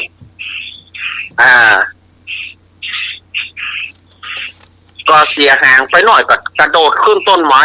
แล้วก็บอกว่าโอ้มือข้า เกาะต้นไม้บ่มันเฮ้ยมือข้าเกาะต้นไม้บ่มันข้าก็เลยหลุดไปโอ้ขอโทษเนอะนายพรานเนอะเสือนั่นก็ได้กินหางลิงเนี่ยหน่อยแล้วมันก็หนีไปไปเสือตัวนั้นนะมันก็หนีไปพอรุ่งเช้ามาแม่ลิงก็ได้บอกกับนายพรานว่าพี่พรานอยู่นี่ก่อนเนอะข้าจะไปหาผลไม้กลากไม้ข้าจะไปเสาะหาผลไม้มาฮื้อบาเดี๋ยวนี้บักเวนบานมเมียวบาตับเต่าบักหุงเป้งผลไม้ป่านี่นะนักหนาจารีเนอะเดี๋ยวข้าจะเอามาฮื้อขอรอข้ากำเดียวแต่ข้าขอฝากลูกข้าเนอะลูกข้ามีในหางทั้ง2 ตัวลูกข้ามีในหางทั้ง2 ตัวขอพ่อลูกข้ากำเดี๋ยวข้าจะไปหาผลไม้มาฮื้อแม่ลิงก็ไปหาผลไม้กลากไม้อย่างที่ว่านะบักเวนบานมเมียวบานมงัวบาตับเต่า บักหุงเป้งบักหุงเป้งนี่สถานญาติโยมที่เปิ่นเอาใบมันเป็นไม้กวาดนั่นนะหน่วยมันจะมนอ้อมล้อมไว้ซึ่งประเดี๋ยวนี้หากินยากเนอะบักหุงเป้งนี่นะแต่ต้นมันแข็งเขาจ้างหมายคนที่หมายก็หมายเอาคอมันนะเขาจะเอาคอมันไปซอยแกงนะหุงเป้งนี่นะอันนี้ก็ส่วนนายพรานก็ได้ทีแล้วก็ยับลูกลิงสายข้าจะเอาไปให้ลูกข้าเล่น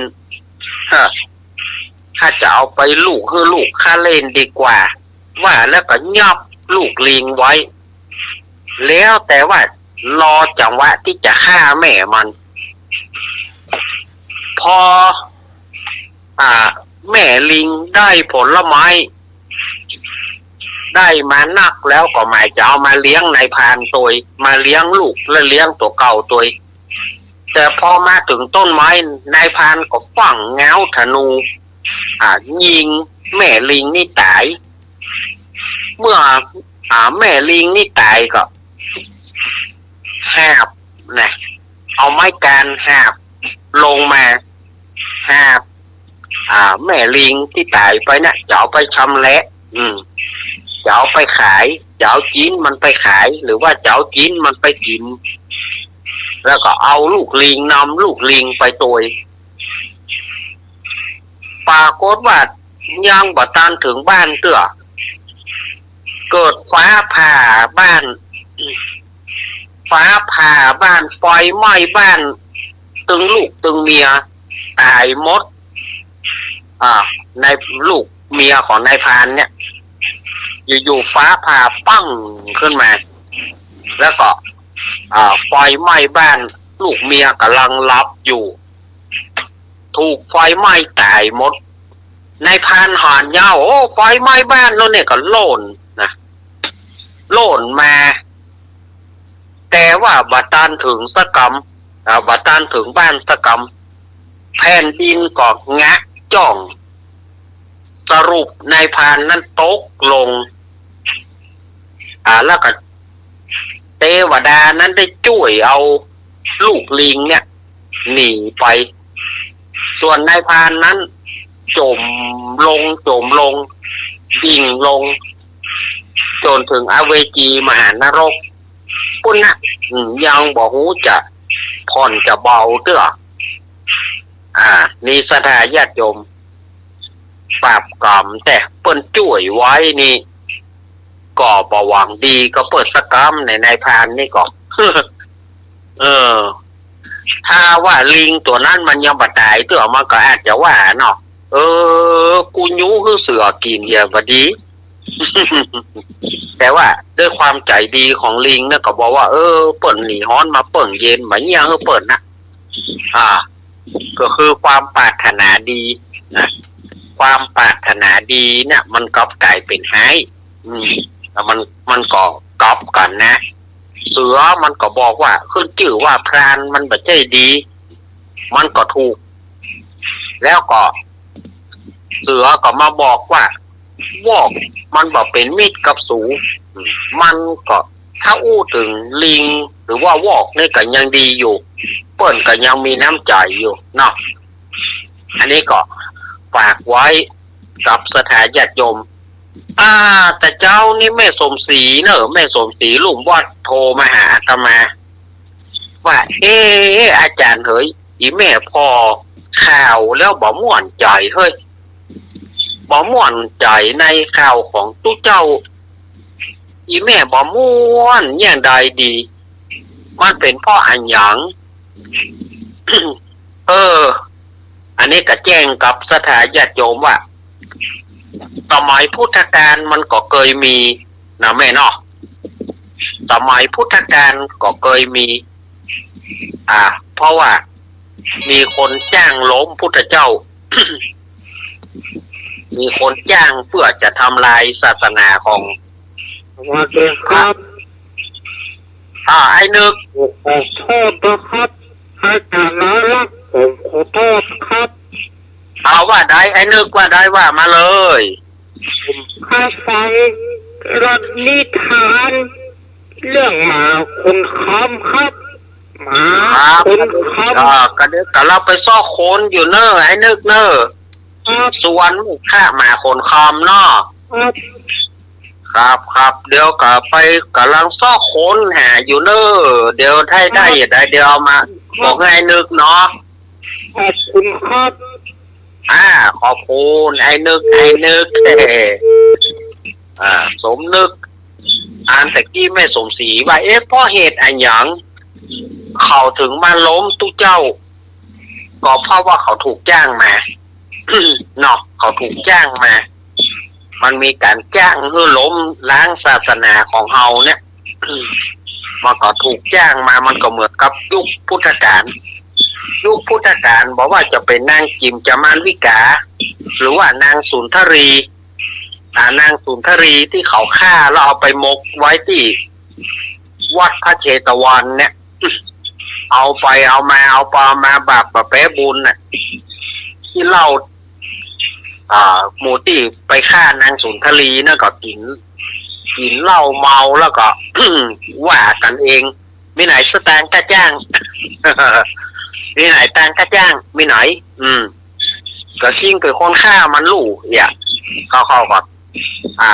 พระเจ้าประสิทธิโกศลยับประหารชีวิตมันก็มีตั้งแต่สมัยไหนแล้วบัดเดี๋ยวนี้มันมากึ่งพุทธกาล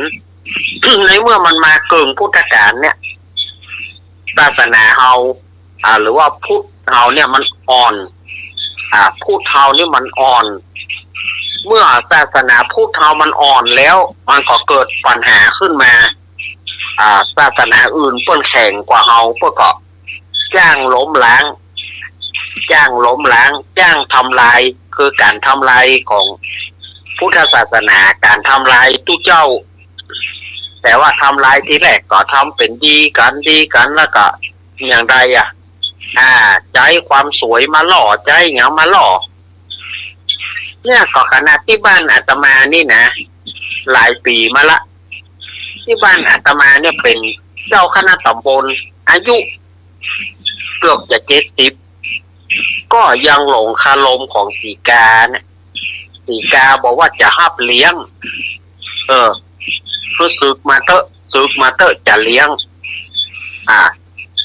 ตุลุงนี่ก็โอ้ไผว่าได้กับบาโซนนะจะไปอยู่กับเปิ้นถ้าเปิ้นมาใจปี่ใจน้องหาว่าเปิ้นจะเลี้ยงเอาปลามาซึกหมดเงินแล้วก็ถูกไล่ประเด็นนี้ไปเป็นลูกน้องของลูกศิษย์ตัวเก่า ตุลุงนี่นะสุมาเนอะสถาญาติโยมถ้าหากว่าตังป่าซางเพื่อได้ยินสุมาเนอะแล้วก็หลวงพ่อท่านเนี่ยประเด็นนี้ไปเป็นลูกศิษย์ของลูกศิษย์ตัวเก่าไปเป็นลูกวัดของลูกศิษย์ตัวเก่าอันนี้สุมาสถาป่าซางเนอะวัดหนึ่งก็แล้วกันอันนี้จะมาเอามาอู้ให้ฟังบ่ได้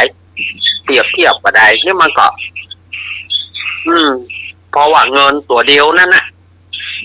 ถ้ามีเงินตัวเดียวก็มันก็บ่มีปัญหามันก็ด้วยเงินตัวเดียวเงินมาล่อกันเงินมาล่อใจกันพ่อเงินนั่นมันก็มาหวันกันไปหวันกันมามันก็เลยยุ่งแล้วอีกอย่างหนึ่งพวกก็มีการว่าจ้างทำลายพุทธศาสนาของเขาเพื่อย่อยยับฉะนั้นก็พระสงฆ์องค์เจ้าเขาก็เนาะก็เรามัดระวังกันแล้วกันเนอะอันนี้ก็ฝากไว้เนอะวันนี้อาตมาภาพก็ใช้เวลาจะนักเนาะเล่านิทานแล้วก็สรุปใจความเพื่อแม่สมศรีได้เข้าใจตัววันพรุ่งนี้อาตมาตื่นแม่สุพิษว่าแม่สมศรีครับแม่สมศรีได้โทรมาหาน้องเมื่อตอนบ่ายนี่ก็พรุ่งนี้อาตมาภาพก็ต้องจัดรายการตี 3 ถึงตี 4 เกิงเหมือนเดิมเนอะวันพรุ่งนี้ก็จะได้เอาธรรมวัดพื้นเมืองเอามาเล่าคือสถาญาติโยมได้ฟังกันโดยวันพรุ่งเนาะจะมีธรรมวัดทำพื้นเมืองเรื่องอย่างวันพรุ่งก็จะได้เริ่มเล่าในช่วงพรรษาเนาะช่วงพรรษา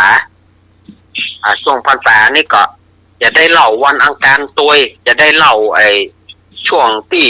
วันอาทิตย์ตัวถ้าบ้าน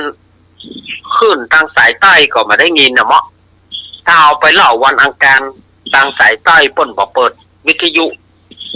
เปิ้นจะเปิดวิทยุก็คือคือ5 โมงแรง5 โมง 45ฉะนั้นเราก็แปลงใจหลายคือกันเนาะช่วงเจ้าวันอาทิตย์ก็จะได้เอาทำมาเล่าวันอังคารก็จะได้เอาทำมาเล่าเหมือนกันคือไปกันยกวัดมาบ้านเหมือนกันยกวัดมาบ้านช่วงเข้าพรรษาสำหรับผู้เฒ่าผู้แก่เนาะวันนี้อาตมาภาพบอกเก้ากับผมก็ขอขอบคุณท่านอาจารย์วิสุวัฒน์แล้วก็ขอขอบคุณท่านอาจารย์สมัครเลยนะครับขอบคุณโยมพี่สมัยตัวแล้วก็ลุงหนุ่ยเดนเนอร์ครับผมครับคนได้ฟังตัวพรุ่งนี้ถ้าไผ่ตื่นมาประมาณตี 3ก็ปะกันใหม่เนอร์วันพรุ่งนี้กลางคืนก็เหมือนเดิมก็มาปะกันพรุ่งนี้ก็ปะกันดีๆเนาะวันนี้ญาติโยมจะไปฟังนี้ไปไหนเนอร์รายการของเฮายังบัดจบนะรายการเฮายังจะมีอยู่ฟังรายการต่อไปเนอสำหรับอาตมาภาพก็ขอเจริญพรไว้ตะอี้เนอถูกครับจบละนิทานยังงวกกันในพานก็เสียไปฮับพี่พรมาเจ้า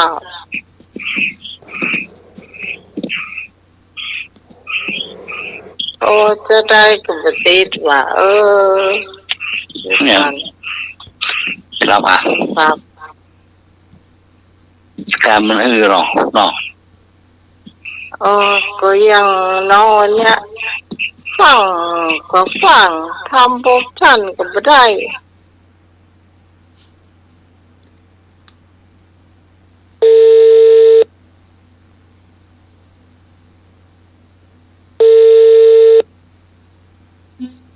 จ้าก็ประจัดน่าด้วยตึกเขานะทำมาได้นะ มันมาโอเคเหรอ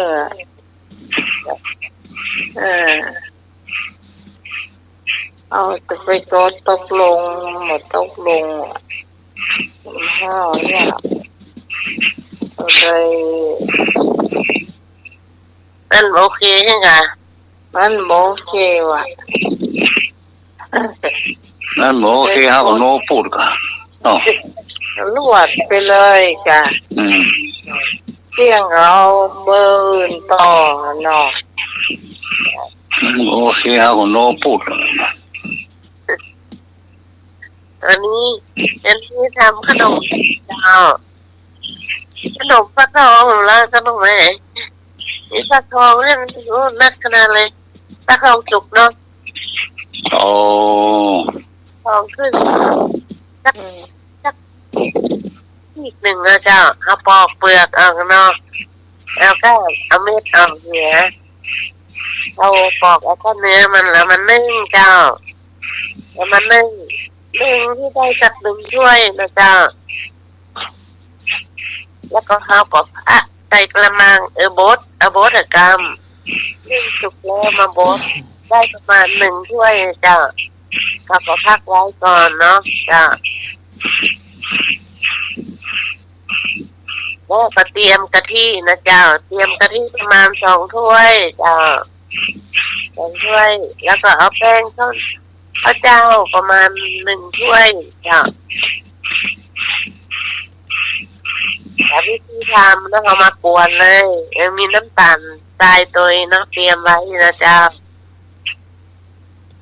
วิธีทำมาตั้งหม้อก่อนเจ้าแล้วเอากะทิลง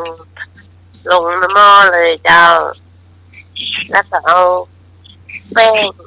งข้าวเจ้าเนี่ยลงละลายกะทิมันอันนี้เป็นเนื้อเดียวกันแล้วก็เอาฟักทองเนาะฟักทอง1 ถ้วยที่เราบดไว้แล้วเอาลงผสมให้มันคลุกเข้าเป็นเนื้อเดียวกันเจ้าและน้ำตาลประมาณครึ่งถ้วยเจ้าโอเคลงไปเลยเจ้าแล้วเกลือป่น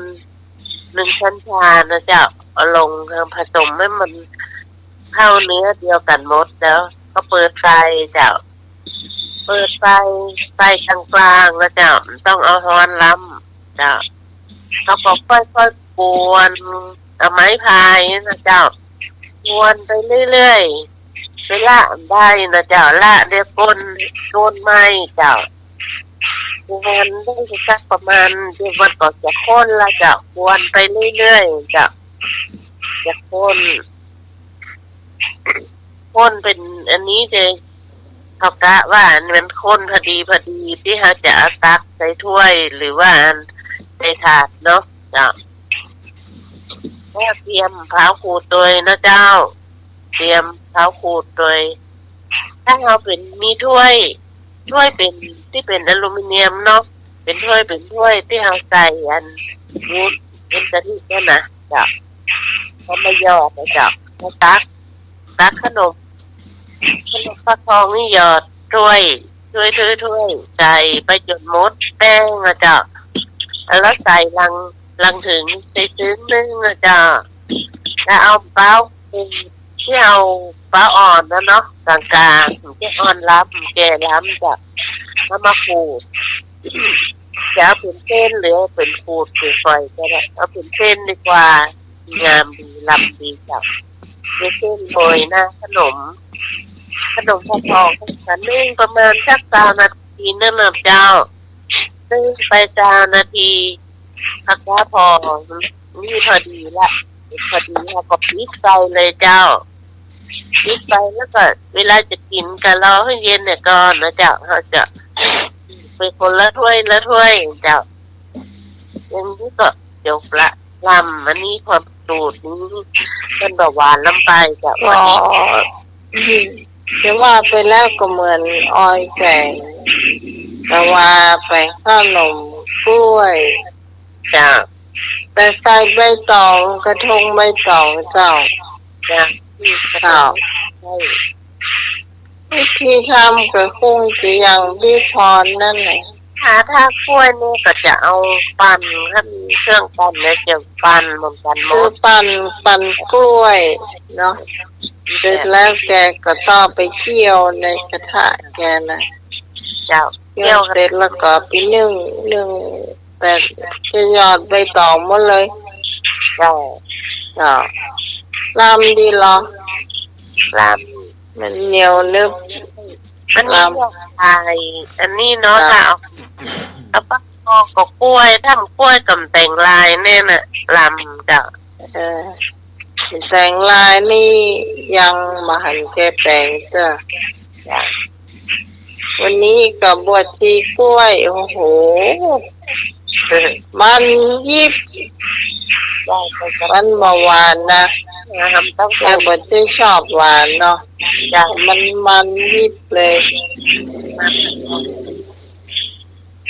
มันน้ำหวานนะหวานต้องหวานเดียวมากินหวานกันนักละจ้ะคือกล้วยเนี่ยแกจะนึ่งเอาไว้อยู่แล้วจ้ะถ้ามาบวชเนาะแต่จีเนี่ยมันก็จะหวานโดยอัตโนมัติเนาะไม่ต้องใส่น้ำตาลนะตอนนั้นที่ทอนกับบวชชีเนี่ยที่กล้วยเป็นสุกแล้วเนาะเขาก็บวชชุบรอมเกินแล้วก็นึ่งเนี่ยก่อนนึ่งแล้วใส่ตู้เย็นไว้แล้วก็มาแกะตะกาวเจ้าน่ะหวานจ้ะหวานจะมาบวชนี่กินขนมกล้วย2 วันละจ้ะแล้วกล้วยลำกล้วยใบตองอันนี้กล้วยบวชชีจะบอกมีกล้วยบวชชีก็ลำบากเหมือนกันเนอะอะไรนี้แม่ต้มขาไก่อันหนึ่งเป็นต้มขาไก่อันหนึ่งเป็นกล้วยบวชชีกล้วยบวชชีจะลำหรือต้มขาไก่กันนะจ้ะไปมาเอาก็กินข้าวกับกล้วยบวชชีมัน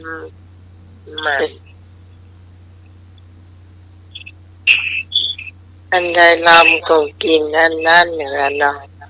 จ้ะต้องเลยกินก็กล้วยบวชชีอ่ะจะเคลียร์ไปทางใดล่ะเนี่ยเย็นตะคืนเนี่ยผู้กระจายสมัครหายสักเนี่ยอาบน้ำก็มาอาบแล้วล่ะหรอครับผม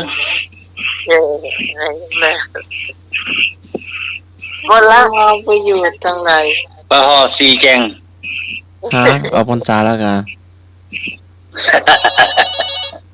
ยังมาเว้ยฮัลโหลเนี่ยจะมีทางฝนตกหน้ากระเจ้าออกพรรษาออกพรรษาก็ได้มาบ้านน้ำใหม่ละค่ะฝนตกเนาะนักร้องคนนักจ้าพี่พรสวัสดีเจ้าสวัสดีเจ้านี่มาทำกับข้าวกันทำขนมเจ้าวันนี้ทำขนมนิสัยอันว่าผ่านใจน้ำมาอยู่รอมันบอกเจ้าอ่ะ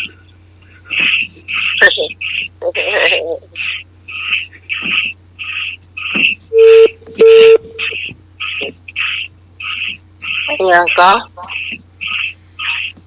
ยังใจมากก็เฮ้ยได้ไหนวะเพื่อได้ยินโอ้ตีเดี๋ยว2 ปีเลยล่ะมาแม่ใส่พามอ่ะ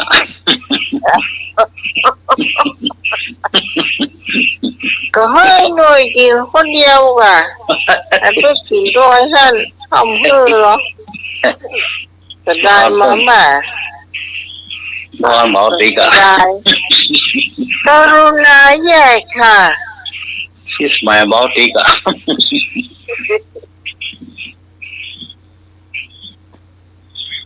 เ ม่สุกี้เพิ่นได้ยินใส่โอ้ แม่สุพิษแม่ย่อยจะมาแอวบ้านใหม่ก็ได้เนอะวันที่1 พฤศจิกายนนี่นะ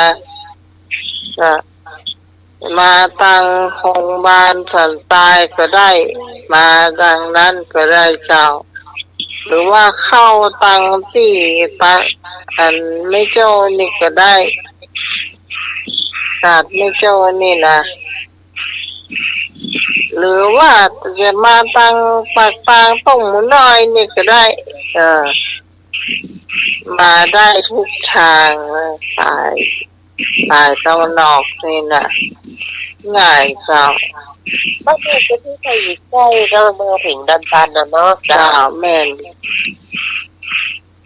ก่อนน้องก็ไปบ่อยเจ้าสมัยตาดีเนาะไปไม่ย่อยบ่อย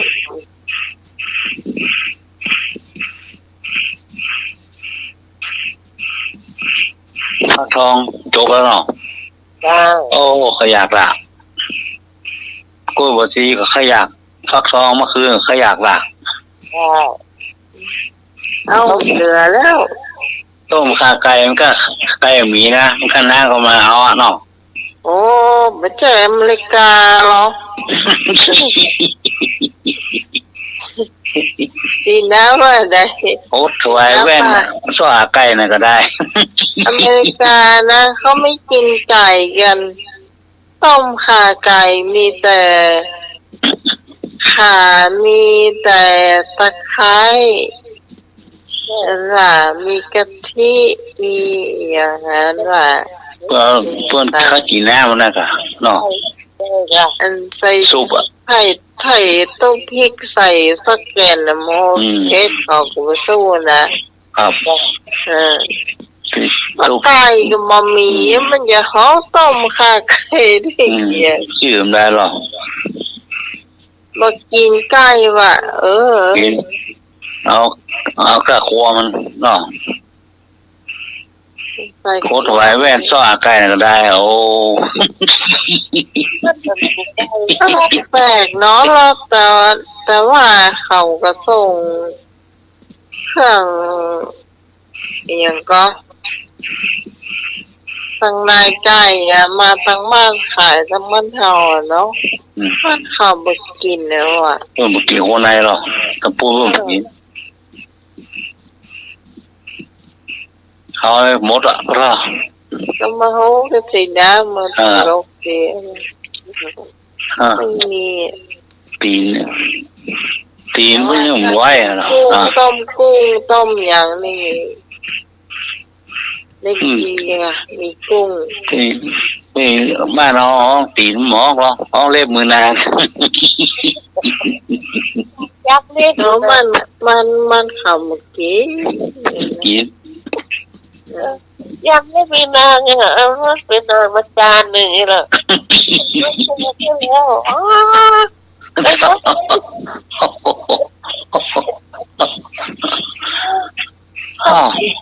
ยักษ์ไม่หล่ออ่ะ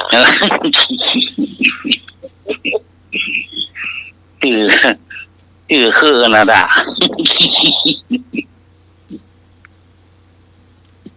โอ้นั่นมาตีนไก่ลอยแก้ว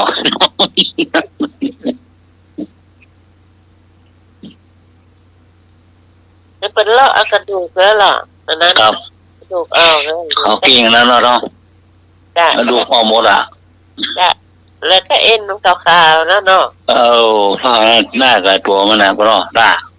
เอาลวกมันกับได้นะหายหมดนะลุงเลยหน้าหมอกจ้ะได้ทุกดอกเลยทีมีวิธีเนาะจ้ะนั่นน่ะหัวใจได้แล้วเนาะไผ่ข้างหันนั้นไอ้หนุ่ยลูกหล่อก็มาพลอยเนอะนำรักโลดไปจะนักกันนะโอ้ดีละเดี๋ยวคนเดียมันนำรักโลดไปจะนักแฟนกะมาตู้เยี่ยวแฟนกะถ้าตู้ยิมมาขาละ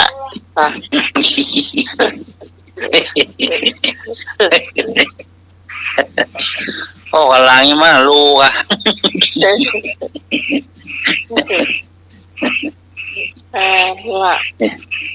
อย่างที่เราเล่าไม่บ่เล่าไง โอ้แล้วมาเมื่อไหร่เขาได้นั่น อย่างที่ว่าคนหลังโมนุ่มลุ่ม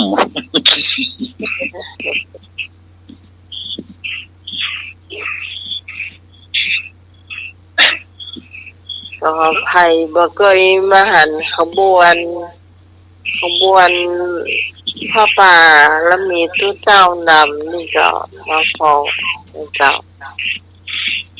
แต่ก่อนนี้สมัยก่อนนี่ก็จะมีพระอาจารย์มหาวิษณุสารุธรรมโมนะครับอาจารย์สวัสดิ์มหาและเพราะว่าเพิ่งมาอยู่นะว่าทำไมมาได้จัดพระป่าวัดรันตันมา11 ปีละยังจัดตั้งแต่ปีสุดท้ายรู้สึกว่าปี56อาจารย์ก็ยังไปนำอยู่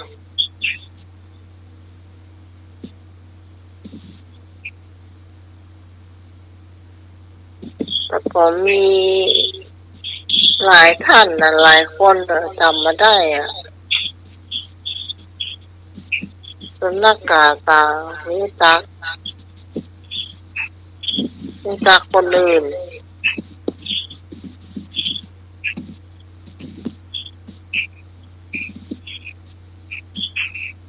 ตอนนั้นก็ยังเป็นคนขับรถยังเป็นลุงเลิศอยู่เลยลางย้อนได้หรอย้อนมาที่กรอบได้ละหมดละสามเดียวนี่ลุงเลิศกับหมอมีละเดือดไปขึ้นสวรรค์ละขับรถมาเมินสมัยไหนไปขึ้นสวรรค์แล้วได้จ้ะเวลาไปนั่งหน้าติดเนี่ยขาดมหาวิษณุแปมโคนละไปละเนี่ยไม่เหมือนเดิมละต่างคนต่างไปละหน้าที่เลยคราวนี้ก็ต้องถัดเป็นอาจารย์เป็นอาจารย์สมัครก็ต้องได้มาอยู่อาจารย์มหาวิษณุมาเนาะฮะเจนหรือรัตนานิมนต์ค่ะนิมนต์อาจารย์ดูมาเลยอ่ะโอ้ใจสารอ่ะก็ยังพระอาจารย์ก็ยังหนุ่มอยู่เนาะเนี่ยก็อาจารย์มหาวิษณุยังหนุ่มอยู่หรอไม่ใช่80-90หรอก็เพิ่งเสียอายุ54ตอนนั้นอายุเท่าไหร่เหรอ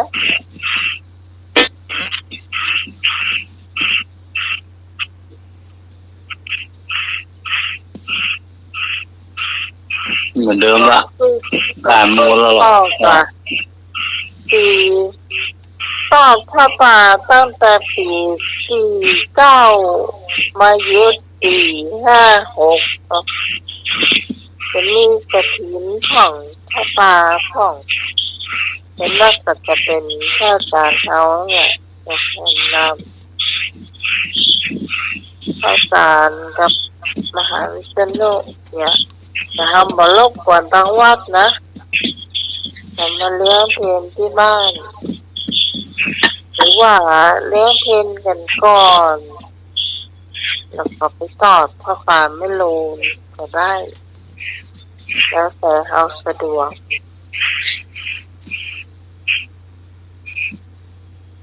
ก็ไปเข้าผมเขาเลยผมเจ้าวันตั้งแต่ขบวนที่โรงเรียนใส่งานแล้วแต่ใครขบวนใครสะดวกก่อนก็ไปก่อนเข้าก่อนนะคะ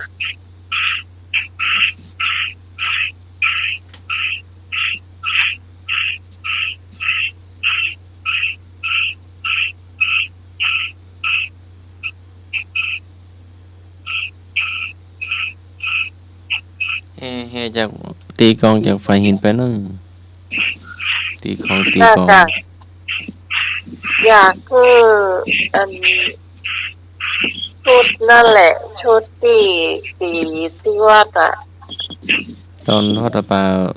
ทำมาคลายเครียดนะ จ้ะ ก็มีอันอาดอนน่ะตี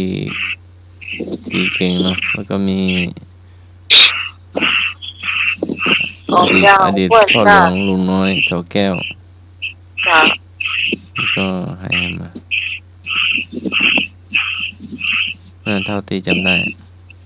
อันดอน นานเนาะ ไอ้ก่อนจบร้องด้วยเนาะฉาบอ่ะ ลุงหนุ่ยก็ชอบเตยลำไปเตย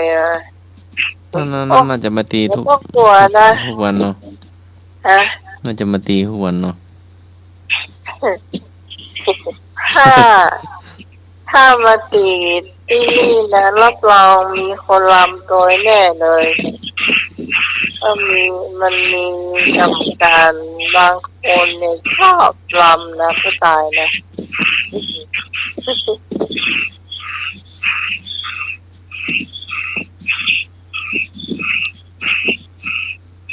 ลุงเลยกับลำเตะกับลุงเลย ครับเอ้วสั่งสิ่งอย่างเนาะ ไอ้หน่วยนี่เป็นยังคือพอนถ้ามันอันเตรียมไปจ้าเขาชื่อกำก๊อกอันสีเอาไม้ตีกับก๊อกข้างก็ได้พ่อจังหวะเลย ไปแล้วอยากกอกบวมหมดหรอ พ่อเยอะพ่อจังหวะประตอนก้นใหญ่เนาะคนมาเข้ากันเนี่ยเข้าจ้าเนี่ยมาเข้าก่อนนะ ลากับเวนใกล้เชียงแล้ว จ้า อืม จ้าว่าอย่างว่า เจ้าท่านสมัครบนครับ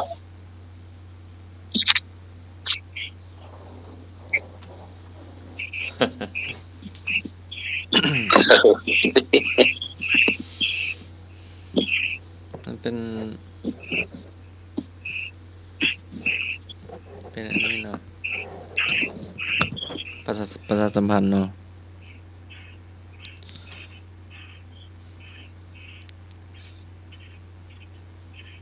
ก็ขอน้อมกับถวายความอาลัยแด่หลวงพ่อพระครูพิสารธรรมวงศ์เจ้าคณะอำเภอแม่แตงเจ้าอาวาสวัดหนองลมหลวงพ่อได้มรณภาพเนาะวันนี้ก็ไปรดน้ำสงฆ์หลวงพ่อแล้วเนาะเจ้าพระมหาเถรานุเถระ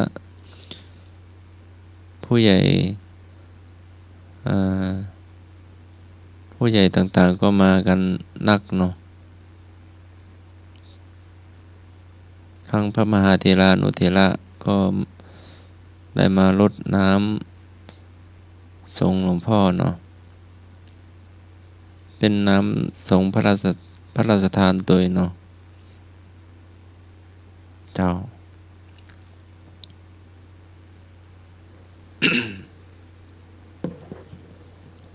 ก็เจอพระอาจารย์นุกตัวนะพระอาจารย์นุกพระอาจารย์เขาเรียกว่า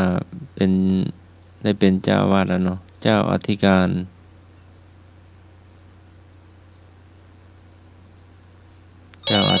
ละ ฮัลโหล เจ้าแม่ เจ้าอธิการศรีนรินทร์เนาะเจ้าก็ศรัทธาญาติโยมก็ได้นิมนต์เนาะนิมนต์พระอาจารย์นุกหรือพระอาจารย์ศรีนรินทร์เนาะก็ได้รับแต่งตั้งได้เป็น เจ้าอาวาสวัดป่าไผ่เนาะ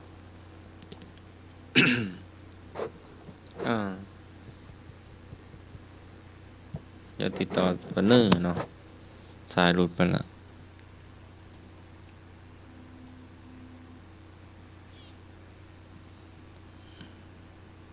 ต่อสกรรมเนอร์เนาะ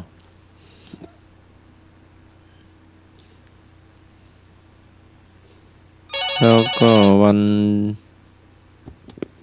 ฮัลโหล ฮัลโหล เจ้า น้องหมายวันนี้เลิกกี่โมง เที่ยงคืนนะแม่ เที่ยงคืนจ้าพี่จะรอพี่จะไปกินผัดไทยน่าไปเที่ยวกับพี่ทำพี่ฟังรายการนี้แล้วก่อน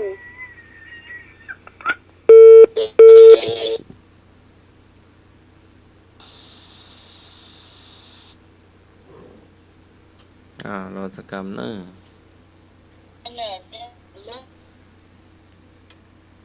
เป็นฝากเลย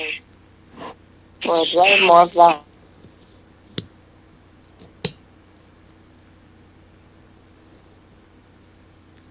ก็วันที่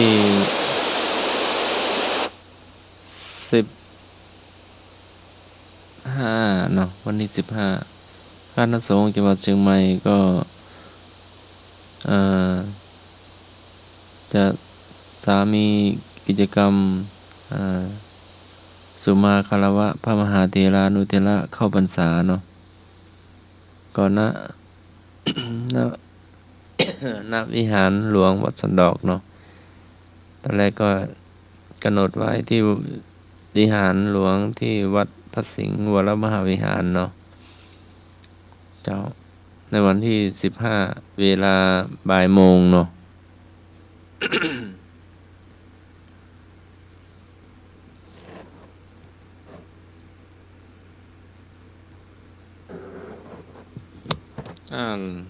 รอสกรรมเนาะติดต่อหน้าใหม่กับลุงหน่วยตัวเนาะตอนนี้โทรศัพท์ล่มบ่อยเนาะเจ้าแล้วก็วันที่13พวกนี้เนาะก็มีธรรมนานาวังเนาะก็จัดที่ศูนย์แสดงสินค้านานาชาติเนาะเจ้าก็เป็นของพระบาทสมเด็จพระเจ้าอยู่หัวเนาะรัชกาลที่10องค์ปัจจุบันเนาะ โหโทรศัพท์ของการสมัครเป็นอย่างรู้ติก ก็ดับคนเดียวเนาะจู่ๆก็ดับคนเดียวปิดฟืนปิดไฟคนเดียวเนาะ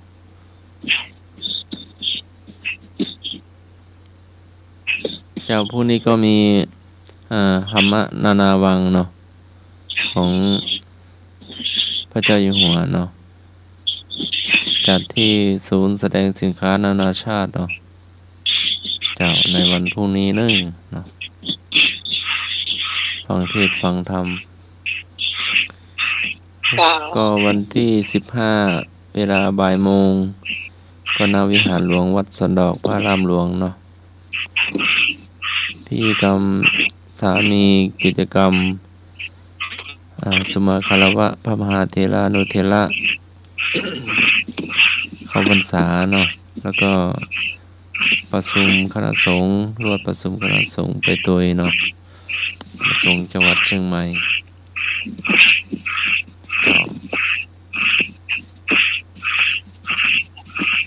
วาระการสัมพันธ์เพราะว่ามันใกล้หมดเวลาละ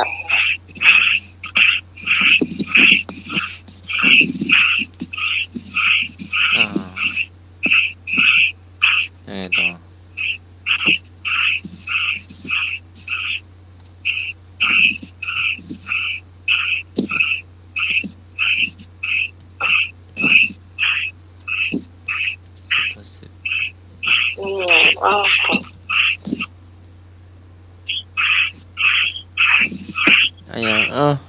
เตียววันค่ำ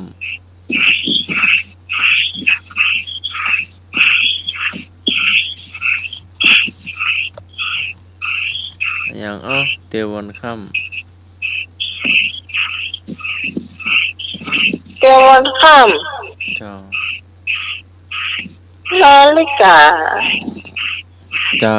ถูกต้อง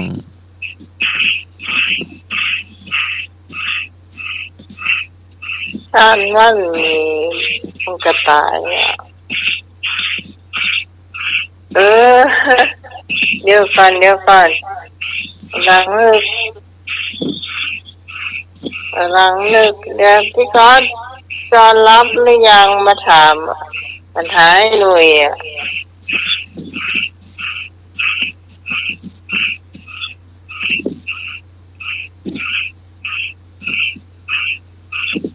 ปัญหาอย่างลืมบ่ล่ะรอดังปิ้ง เจ้า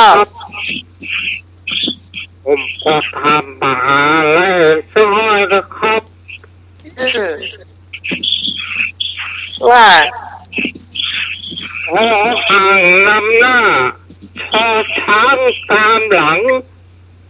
มี2 พยางค์2 คำห่างนำหน้า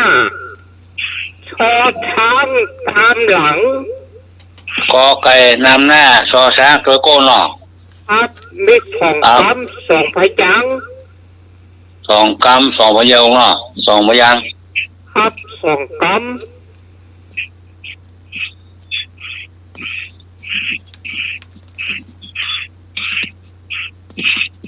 อันหนัง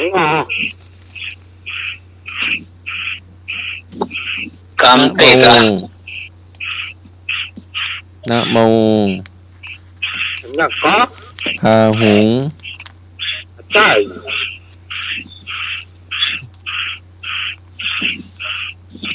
องคุลิมาน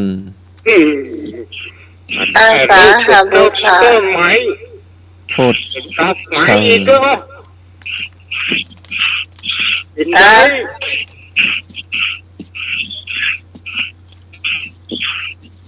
อาสาหาบูชา ใช่มันเป็นดอกใบสีม่วง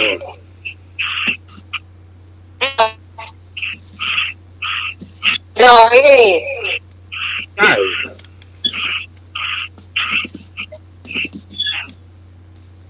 กอไก่ก็ซอช้าง อ่าง อ่าง ว่างครับโทษช้าง อ่างก็ซอช้าง ครับ ดอกอะไร สีม่วงดอกลำไย ดอกเอี้ยง ดอกคำกูจู ใช่อันนั้นไม่สีเหลือง ดอกดาวเรือง ใช่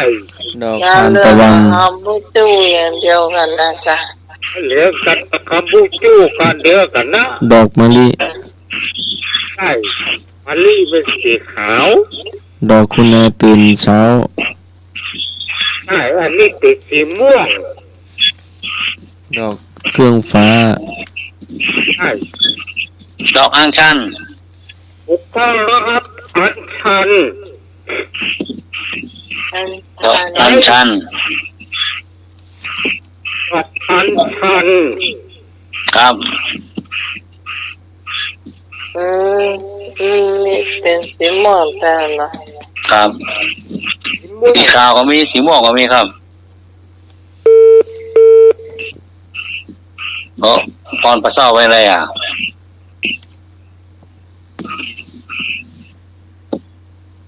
มันรถกำมาถ่ายกำรถได้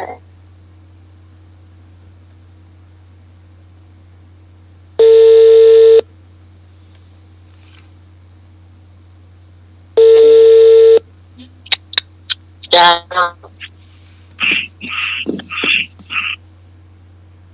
ที่จะบอกกันชันนะกดก็ได้เท่าตั้งได้ก็ได้โอ้โหจะเข้าใหญ่ตา เงียงก็ได้เงียงก็ได้ เป็นวันแต่ เข้าทางข้างก็ได้ เข้าทางไหนก็ได้ละ ได้ก็ได้ไม่ได้ มือว่าก็ดื่มได้ละ อ่านเช้าช้างนี่มันก็อ่านฉันนะจ๊ะ อันชันล่ะเนาะ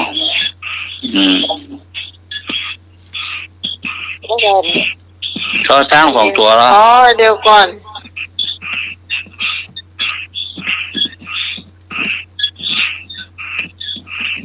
มีต้นเดี๋ยวก่อน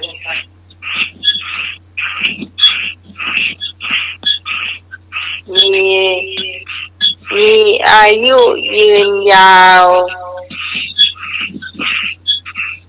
มีอายุยืนยาวนะแล้วพอลูกเกิดออกมา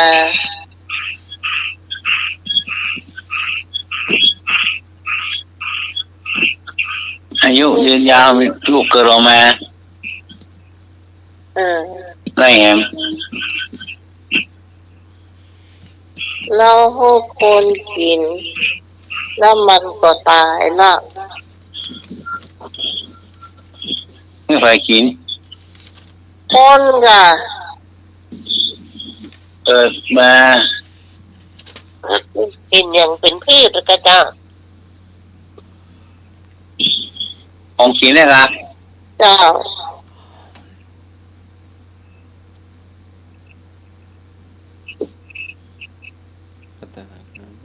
ว่า สายบัว กินนี่มันไม่ใช่วันนี้วันวานนะ สายบัว ใต้ สายฝน ได้นี่คนทางบ้านตอบก็ได้เจ้าแต่ว่าเป็นกับพี่กรพี่กรคนต้องกด อายุยืนยาวอีกละ คำถามมั้งเถอะ อายุยืนยาวเกิดมาลูกมันกี่นี่อ่ะ มันมีลูกคนกินถ้าคนกินไม่ได้แล้วมันก็ตายละ ไอ้หน่อยไม่รู้เคยกินหรือเปล่า ครับอะไร มันมีลูกหลายกินลำถ้าได้กินแล้วต้นมันก็ตายอย่างอันอย่างคนกินตายว่าคนนะต้นมันนั่นแหละตายมันต้นอย่างใดทั้งต้นสูงก็ยังบอกน้องใหม่ว่าไอ้หนุ่ยมันต้องตายว่าเป็นต้นกล้วยแต่มีลูกหลายกินลำจะได้กินแล้วต้นมันก็ตาย ต้นกล้วยอ่ะจะได้ต้นกล้วยมันมาสูงลูกเริ่มต้นมันสูง ต้นตาล ไม่ใช่ ต้นเปล่า ตาลก็ไม่ใช่เสื้อ เปล่า ใช่ ใส่เสื้อ ใช่ ปลูกมันน่ารัก แล้วเขาที่มันย่ำตายแล้ว การสมัครอะไรอย่างต้นมะนาวโห ใส่ลูกมันหลาย ต้น ทำตอบนี่นะใครตอบได้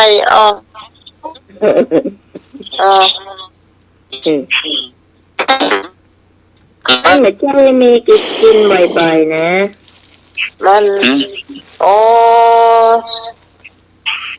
ปากกาลูกใหม่เกิดไหมนะได้กินเพื่อเดียว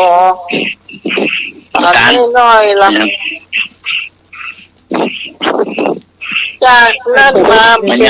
กินกันเลยบอกเพียงวันนี้เนี่ย มาใส่วันนู้นเนี่ยต้นมันที่สูงลูก มะกอก ก็ตามมากอก ก็ ให้ มันคล้ายมันคล้ายลูกตาลนั่นแหละไอ้หนุ่ย ครับ มันคล้ายลูกชิด คล้ายๆแต่มันเป็นแหมชื่อหนึ่ง ลูกหมาก ไม่ใช่ลูกชิด ลูกชิดกับมาใจมันเป็นตะลายเหมือนกันนั่นแหละ ลูกมันซะต้นสูงอะไรกัน สูงลูกปาล์มเหมือนใช่เนาะก็จะถูก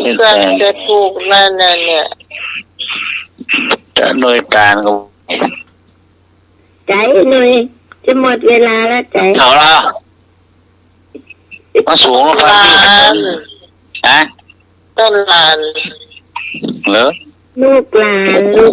นไอ้หนุ่ยเคยเห็น หน่วยโบราณครับ แล้วนี่กินที่ว่าเดินตันเนี่ย หน่วยโบราณเนาะ หน่อยละ ใช่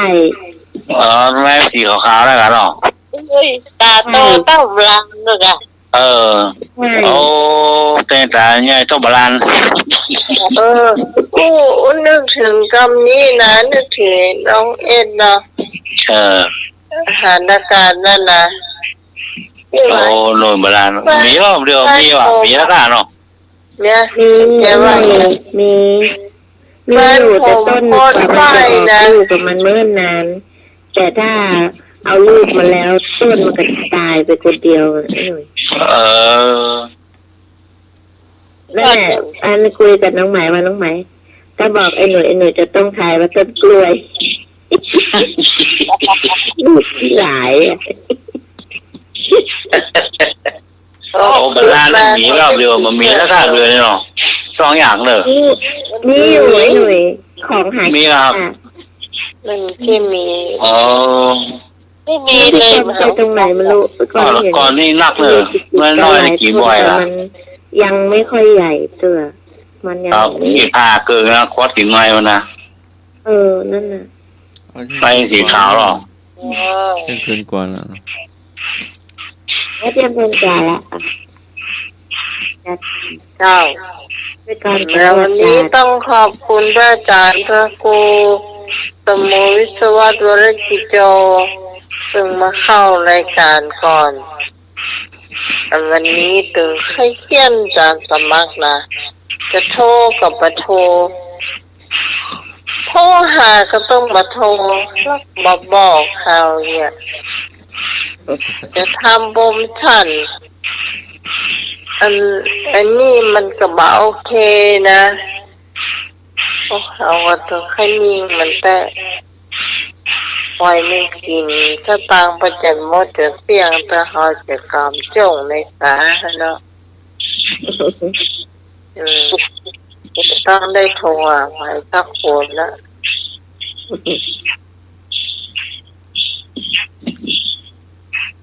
ก็สำหรับวันนี้ทีมงานธรรมะให้เสียทุกคนเจ้าต้องลาคุณผู้ฟังไปก่อนขอบคุณไอ้หนุ่ยเจ้าขอบคุณพี่พรขอบคุณพี่กรเจ้าขอบคุณอาจารย์สมาเกียนาสีโลเจ้าขอบคุณพี่นันเจสีและเจ้าขอบคุณพระอาจารย์เอาตัวพระครูสมุอิสวะบริจิโจ